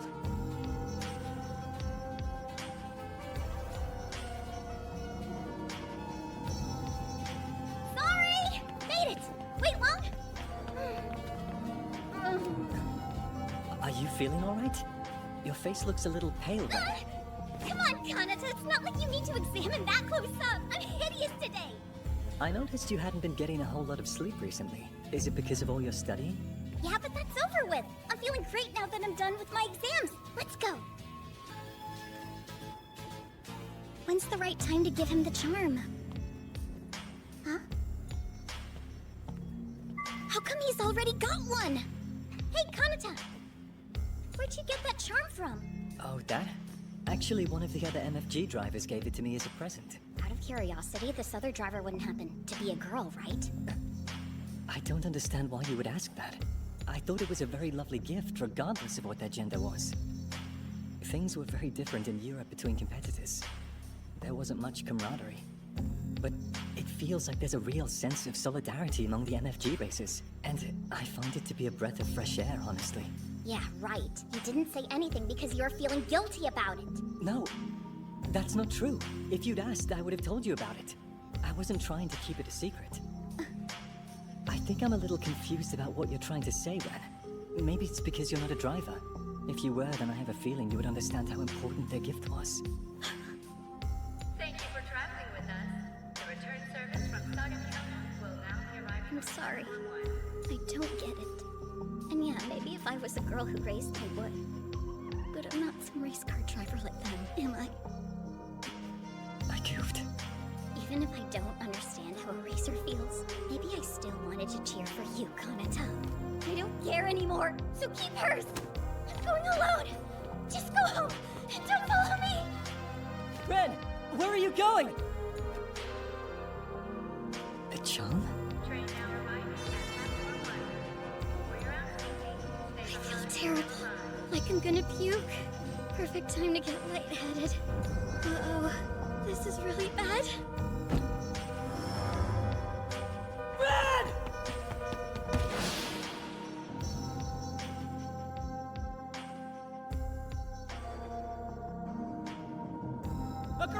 to the tracks! Quick! A young man jumped down there for her!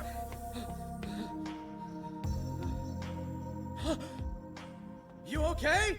Anyone injured? It's all right. We're both safe. Everyone's fine.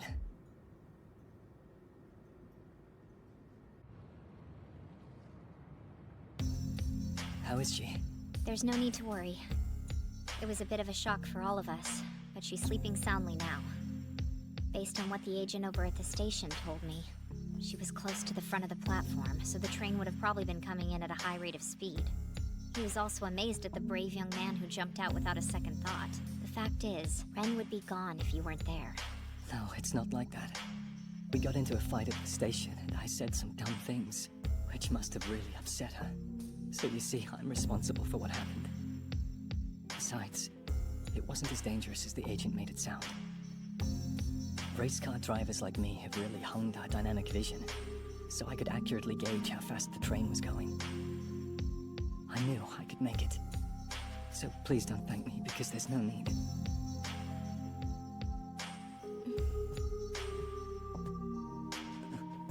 You know, you're the biggest sweetheart, and our entire family is grateful for what you did.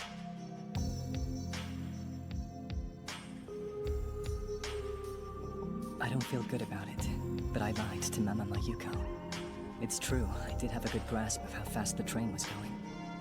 But the lie is I wasn't sure at all whether or not I would make it in time.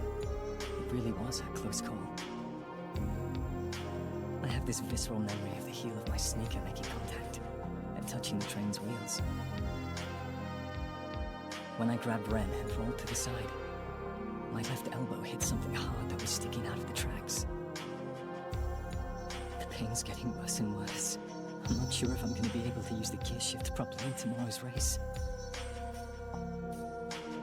Still, if my whole arm had been torn off saving her, I wouldn't have regretted it. I'm glad I could save Ren. When I lifted her up, her body felt like it weighed nothing. She was so lovely. I almost completely embraced her right there.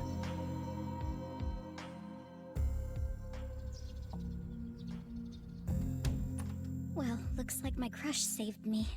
Now I pretty much owe him my life. Good morning, Ren. Morning. My mind's such a mess right now. I haven't been able to look him in the eye at all today. It's not like I'm trying to avoid him, but every interaction is so awkward. I haven't even properly thanked him yet. Whenever I try to say anything, I feel like I might cry. With clear skies above the peninsula, the superstition is proven true yet again. After looking at those beautiful blue skies, you'll be asking yourself, wait a minute, whatever happened to the rainy season? Hello everyone, I'm your commentator Yoji Tanaka. And joining me in the booth today, we have Wataru Akiyama. Take your pick, whether it's Rally Japan, Japan Gymkhana, or Touring Car Championships. Akiyama continues challenging himself in a variety of disciplines, making him a regular fixture in the vast world of motorsport. Thanks for fixing my wings. On top of all that, he also happens to be a member of MFG's steering committee. Really, thank you for joining us. No problem. The pleasure is all mine. Sorry. I need to apologize to you and Mr. Okayama before the race starts. Yesterday, I carelessly injured my left elbow. It hurts pretty bad. It's gonna be tough. I can't shift gears. Till the scheduled start time. And though it happens every time, the mix of anxiety and anticipation before the countdown is nothing short of intoxicating. Today's the big day. Akiyama, what do you think we should look out for in today's race? Let's see. Personally, I'm excited to see how the two rookies fare out there today. I sense unpredictable potential from Moroboshi, who's starting in 8th. Then there's Kanata Katagiri, starting in 3rd. Those are my two to watch. Look, if it's too much, you can pull out, Canada. It takes courage to retire, and don't ever let anyone tell you different. But also, don't do that. Having two charms in a car is a taboo in Japan. You don't want the two gods fighting, do you? Wow, really? Could you help me out and put this one in my bag then? Got it. His last 2 races were nothing short of incredible. I feel he's the type to show his true potential in a race rather than simply trying to qualify. He has enough firepower to potentially threaten the reigning king, Beckenbauer. I'm sure the fans are looking forward to the Stuttgart Slayer losing his cool for once. I'm completely with you on that. Kanata Katagiri never fails to impress. I can understand why they're saying that, but we shall see. Knowing what we know, it's tough to hear. Here's hoping that Ren's god will protect me. All right, folks, 15 seconds till go time! What happened yesterday was 100% my fault. I'm sorry, Kanata. You must think I'm awful. And here they are! The 12 comes creeping out of the gate! When this race is over, I'm gonna apologize properly. Till then, I hope you don't hate me. If you really dislike me, it'd be over. I'd shrivel up into a ball of lint and blow away. Darkness swallows up the godly 15 one after another. And bringing up the rear, the 7 car has cleared the gate!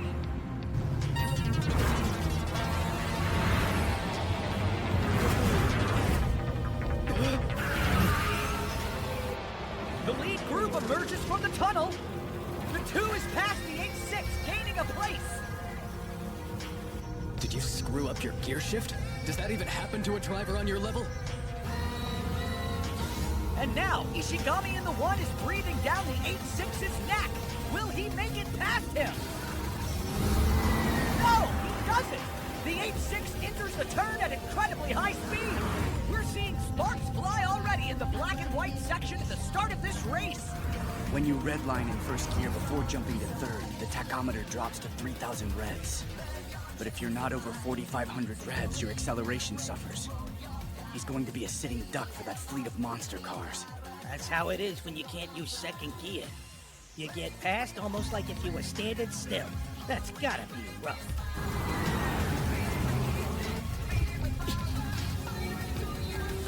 The 1 attempts to overtake once again on the midnight straight. His 500 HP flat 6 is really asserting itself. The cars in 4th and 5th swap positions as the 1 overtakes the 8-6.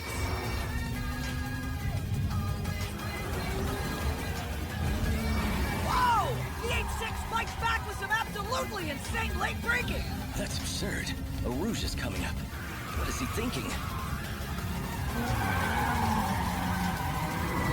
The 8-6 regains the ground it lost. Now this is intense. Kanata Katagiri is truly impressive. It's easy to see how determined he is not to give up a place without a fight. I love that kind of attitude. Now this is what the fans watching love. We're finally seeing a dogfight between the 8-6 and last year's champion. This battle honestly feels symbolic somehow, given the season so far has been all about the emergence of new challengers. The lead group is bearing down on the switchback. They leave the toll road and embark upon the first half of the inland route. Whoa! The 1 swerves around the 8-6 and pulls away! Is this really the Manazuru race?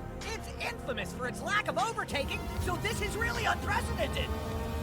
What the hell was that? He slowed down out of the blue. I nearly rear-ended him. There's something a little off about the 8-6. Oh? How so? It's like there's a delay when he's accelerating out of first gear. It may be some kind of issue, but with what, it's hard to say. First thing that springs to mind is gearbox trouble. It's possible that he's unable to use second gear. If I stay in 3rd and 4th up here, I can surely maintain a pace that will keep me in front of the Lamborghini. But with the pain in my elbow, now that the race has started, I'm tensing up and clenching when I don't mean to. It's harder than I thought. The leaders are zooming past the old Manazuru station. They hang a right onto the peninsula. Leading the way is Beckenbauer. Koki Sawatari in 2nd, Kaido Akaba's 3rd. Fujin Ishigami is 4th, Kanata Katagiri is 5th, Daigo Oishi's in 6th, Takuya Yanagita's 7th, Cinnamon Boshi's 8th, Yudai Sakamoto's 9th. Kazuhiro Mizono's in 10th, Kakaru Yashio is 11th, Shu Naiba is 12th, Nozomi Kitahara is 13th, Jackson Taylor is 14th, and Yosuke Utani is 15th. What are you doing, 8-6? You're not looking so sharp today. The Ferrari and the Porsche are getting away because of you. But still, I can't pass due to how narrow the roads are. That's the peninsula for you. Koki to booth. Where's the 8-6 right now? Something's off. He keeps falling back. The commentary crew think it might be gearbox trouble. The gearbox, huh? That seems unlikely. He's got an H pattern with 3 pedals. Those don't just break out of the blue. Don't give me that baloney. So what's going on? My whole strategy was to use you as a distraction for this German pain in the ass. You're the only one explosive enough to give this smug jerk a scare. So lock in, man! Get up here already! Karata Rivington!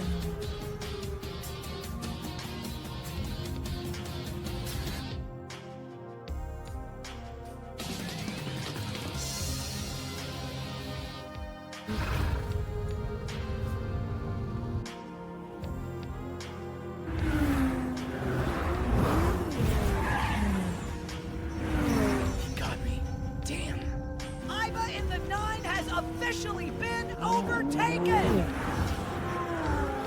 The Godly 15 zip through the woods in the center of Monozuru Peninsula, though the lead group is nearly out and tackling the seaside section next. You know, you're looking kind of down, Ren. Oh, am I? What happened? You get into a fight with your housemate, or what? Wait, how could you possibly know that? Oh, come on, girl. You make it pretty obvious. So, what was the fight about? Honestly, it was a mess and all my fault. I got jealous over a big fat nothing. So dumb. Hilarious. Amazing. You young lovebirds. And here comes the 12 car. It launches out of the Unise hairpin curve. The gap between the lead group and the mid-pack seems much smaller than expected. That's because the leader, Beckenbauer, isn't trying particularly hard to get away. He's confident he can pace himself and maintain a decent gap ahead of the drivers behind him. He never takes unnecessary risks. His race management goal is singular, to make winning an inevitability. I personally don't find that method very interesting, though. It's a bit boring. Wow! And the 13's going for it! Someone up ahead is braking early. This is my chance to gain some positions. They're side by side and neither driver is backing down. They round Miyamae corner. The 13 is ahead by a half wheel, and he completes the pass! The 13 is now moved up into 9th! All right, it is question time for Angel number 7. Is there anything you've been worried about lately?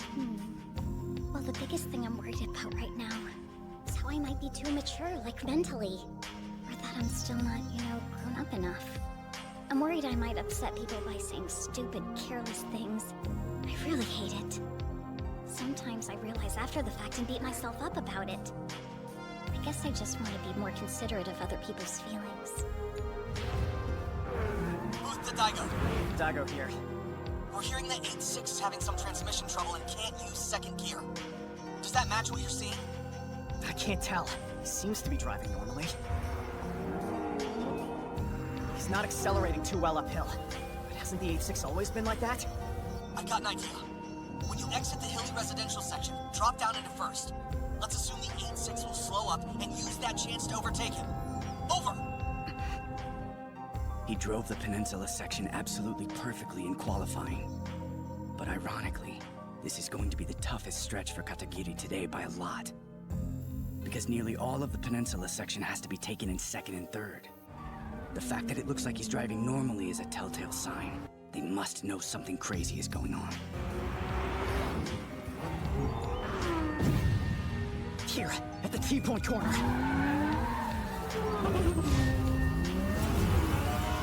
Seriously? He really did slow down? He put up that much of a fight with no second gear? Kanata Katagiri's an absolute beast. The 3 sneaks around the 8-6 and gains a position. Kanata Katagiri must be reeling as he backslides on the peninsula he dominated before. Ogre here. Are you okay? No problem. Over. Based on what we just saw, I'm more and more convinced the 8-6 isn't able to shift into second. Still, though, it's remarkable. If I drove the course under similar circumstances, let's just say I'd be at a real loss. It's easy saying you'll use third to compensate, but executing it is another story. That's a grueling battle against a crippling lack of torque. One thing this gearbox trouble does show is just how much talent Kaneda Katagiri possesses. And here comes the lead group navigating the switchback. Next up's the second half of the inland route.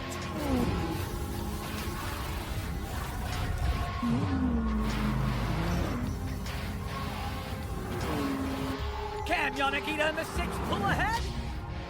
Yes! He manages to slip by as the 8-6 slows down!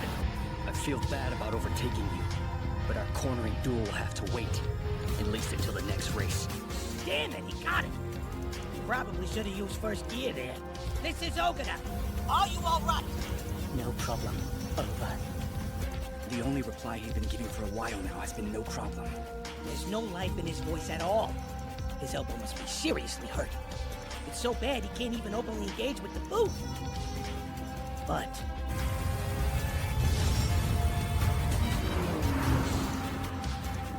The 885 is approaching and closing in on the 8-6! We're about to see a fierce duel for 7th between these two rookies!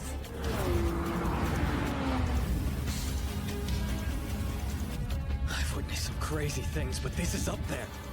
Even though the 6 managed to pass him, he's closing in on him again.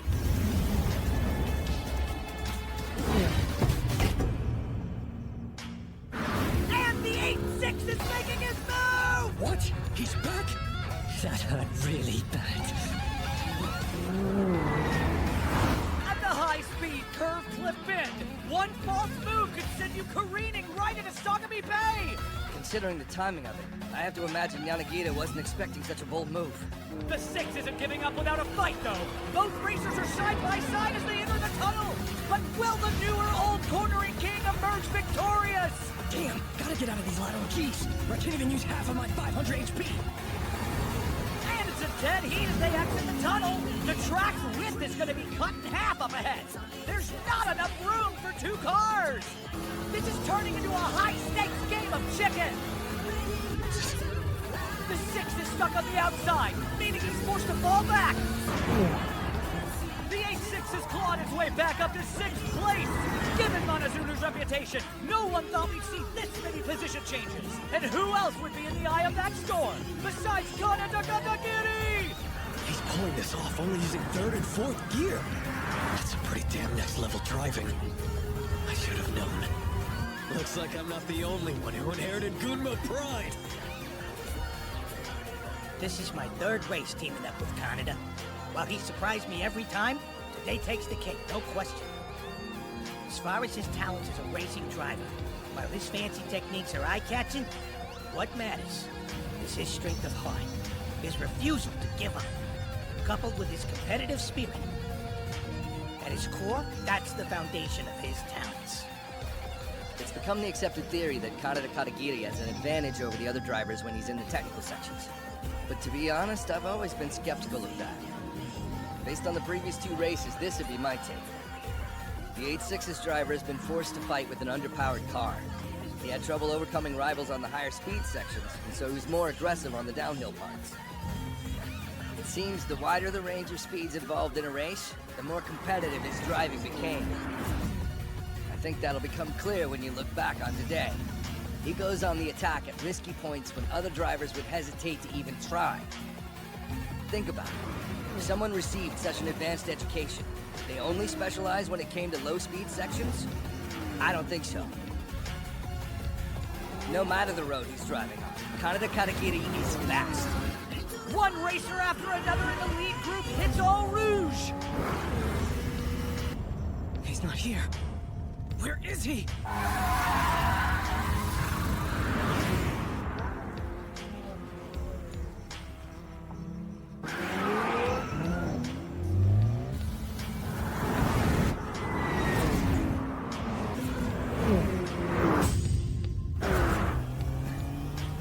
Was that Kanata just now? How on earth did he fall so far behind? Kanata. Open it here. Are you sure you're okay? It's no problem. Over. 你说萨满不能双持要赌一下吗？啊？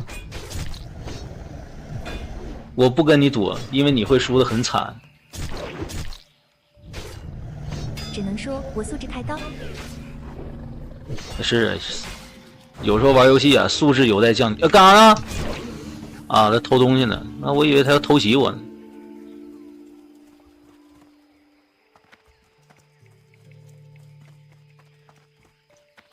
萨满可以双持，可以赌什么？新哥只能说，萨满真的能双持啊？萨满真的能双持，赌一个钻粉来，赌一个钻粉。你自己间隔看看，双手双持都没搞清楚。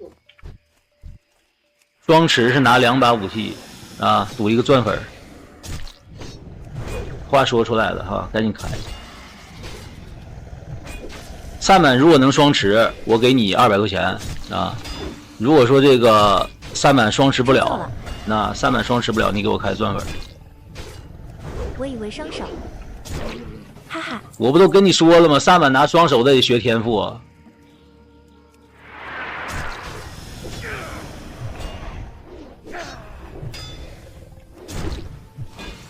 耍人玩是吧？一天天的跟我杠。虽然说我不玩萨满，但是对于萨满我是很了解的啊。这一天天的，别随便打赌啊，伤钱。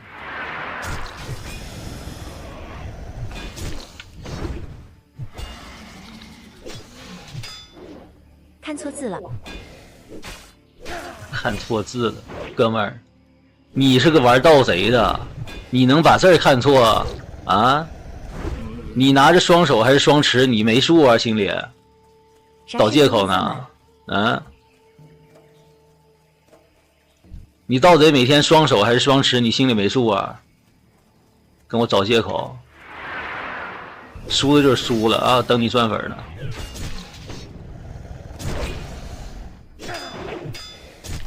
因为我在边玩边听。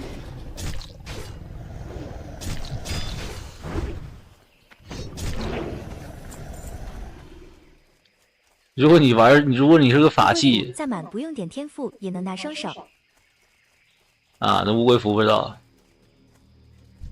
哎，好像是，啊对，乌龟服那个拿双手那个地方是招架，知道吧？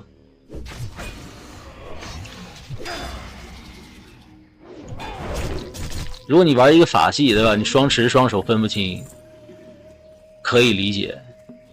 你玩盗贼的哥们儿。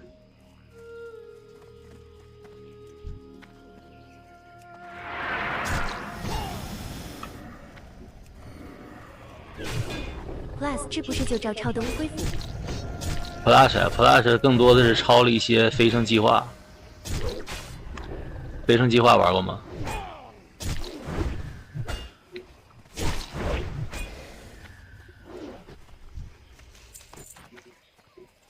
飞升计划，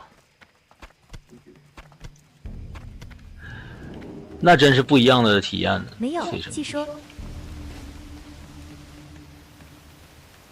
完全不一样的体验，就基本上开局让你选3个技能，哎，3个4个呀？对，基本上就是开局选那么3、4个技能，然后呢用到10级，然后每两级呢，每升2级你可以选择学一个新的技能，任何技能。任何天赋，哎，我操 ，MC 灭散了，我操几个？1个，2个，烈焰小鬼又杀疯了，1、2、3、4、5个，我操，这怎么同样的错误还能再犯呢？这合理吗？那接着说飞升啊，那个每升2级，就是你前期这4个技能你可以怎么选啊？选一个邪恶攻击，再选一个英勇打击，再选一个冲锋。那你可以这么玩。然后对，好像对能开局能学4个技能啊，你可以再学一个啥？学一个，反正就是每个职业的基础技能嘛，啊，都能学。学这4个技能，基本上打怪就是见面就是好几个平砍20选冰环奥爆，带技能平砍啊，什么闪现了、冲锋了、冰箱了、无敌了，是吧？都能学到一个人手里，就是全职业的全技能啊，只要你等级够就能学。然后天赋也是，天赋呢，它这个天赋的加点是有很多啊，每一个职业的每一个系你都可以随便加，只要你等级到了就能加。呀，这不是我尊贵的钻粉吗？探子今晚还是吃的肘子拌饭吗？比如说这个武器战这5点招架是吧？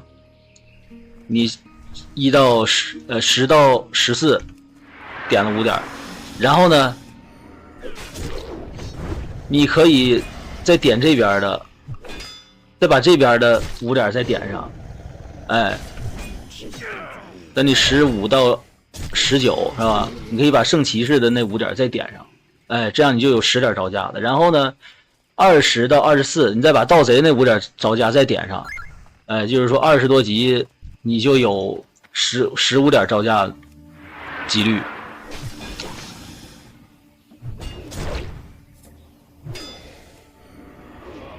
这天赋你可以随便点，每个职业的每个系，哎，只要你等级够，只要你点到了。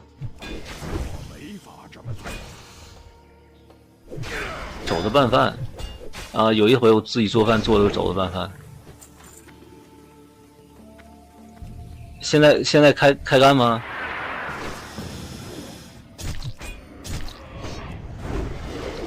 今天哪儿开始？奥达曼吗？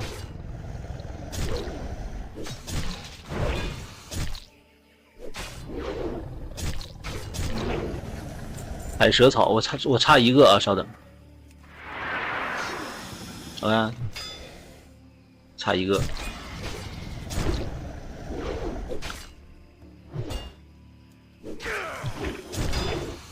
我调一下界面，乱透了。换插件了。欧了行。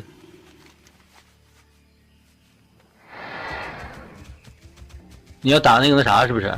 打那个啊，你要杀怪。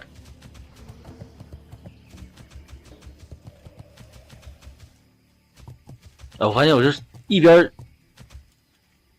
边吹牛逼一边打怪，是不是效率能高一点？拍个教学视频，及时有普及一下吗？走了拌饭教学视频啊。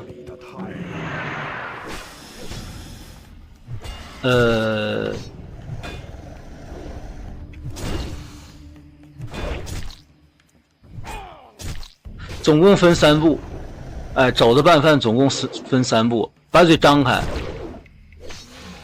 把肘子拌饭塞嘴里，再把嘴合上。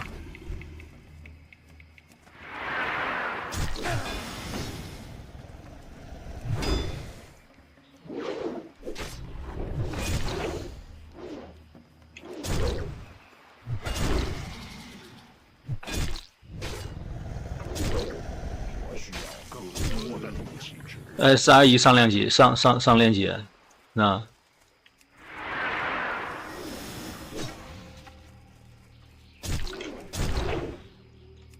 不是吃的教学，是做的教学啊。做的教学，那教学网上一大堆，无非就那几种东西，经验也不显示数值呢。那你这重新装插件了吗？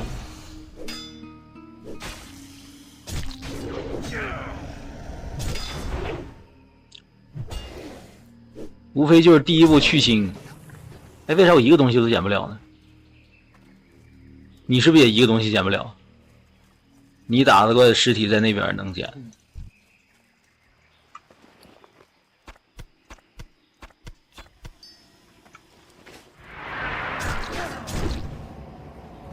我现在暴击几率好高呀，感觉打打就爆，打打就爆，各种爆。啊，美味为啥棒肉我焯水够了，料酒葱姜蒜都用了，咋还是腥？那你不适合吃猪肉。我离得太远。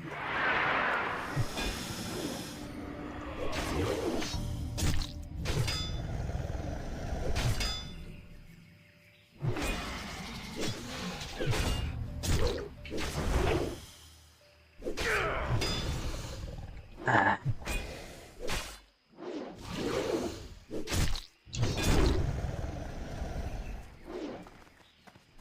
得用火枪烧一下。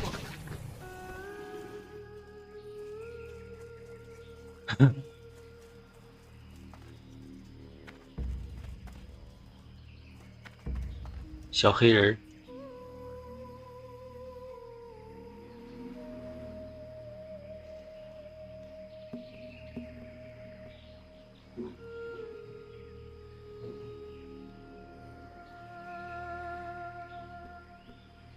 看一下我的观看总时长，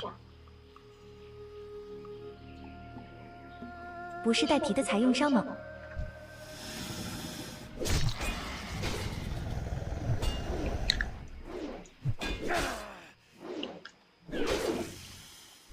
看一下我的观看总时长。啊，只能看到近30日。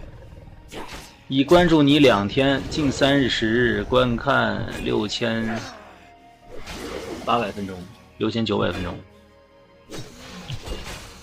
只能看到近30日。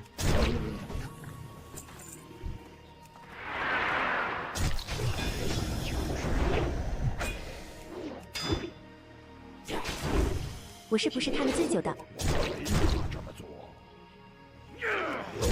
不到啊。有近30日，我给你找一个。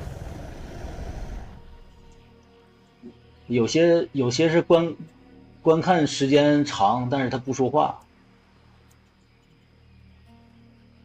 近30日观看8819分钟。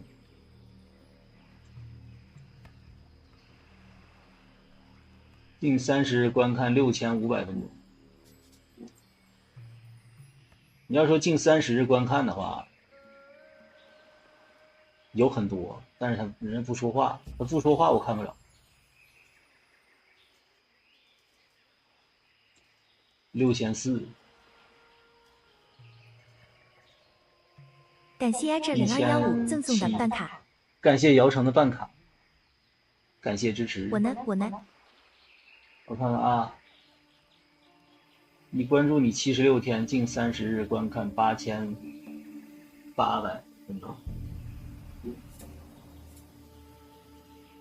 8800，我之前乌龟湖是在阿 B 看的探子，所以没法累积。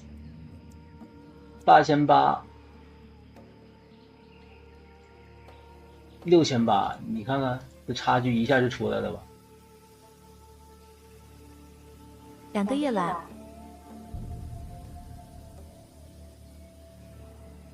有好多他不说话，他不说话没法看，就基本上就是我开播在啊，我不开播的录像他也在，没事他醒了就在，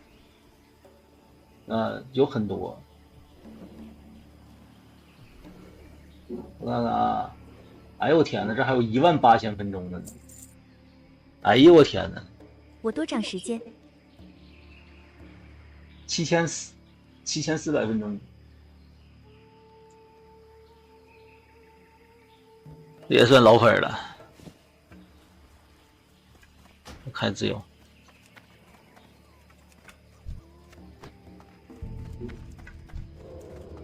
都是拿你当 BGM 的，当背景音乐是吧？哎，有的人就睡觉的时候也开着。顺便看看我的时间。我来看看啊，哈哈哈哈！之前催眠。290。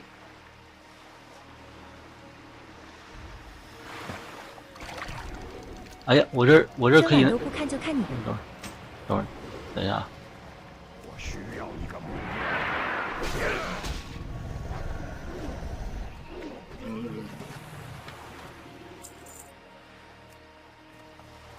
标。哎，嗜血是不是不需要那个武器呀？开下我的。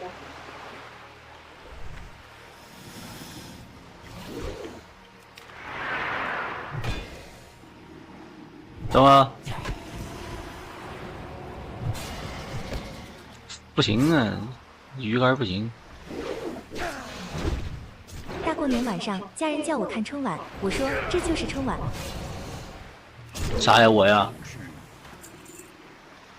看一下我的，我看看啊，6400，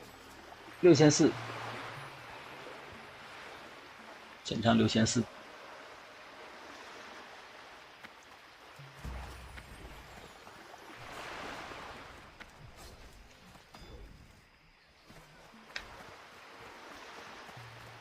这边小破站看不了，小破站看不了这个。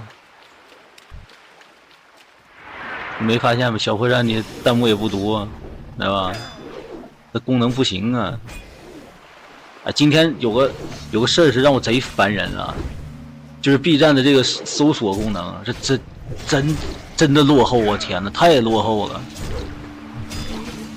我想搜个视频看，哎我天哪，这搜不出来，这搜的东西那牛头不对马嘴的。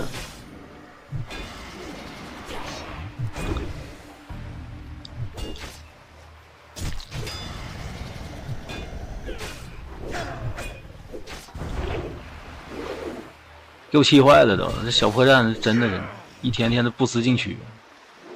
他那搜索功能好像就还没20年前的百度厉害。太烂了！就你搜个视频，你搜名字啊，他给你搜出一堆毫不相关的东西，真讨厌，太讨厌了。阿 B 直播老是听弹幕啊！B 站最值钱的那群科普 UP， 他们是值钱，可 B 站不给他们钱呢。没发现有很多人做的不做的吗？马拉顿前偷。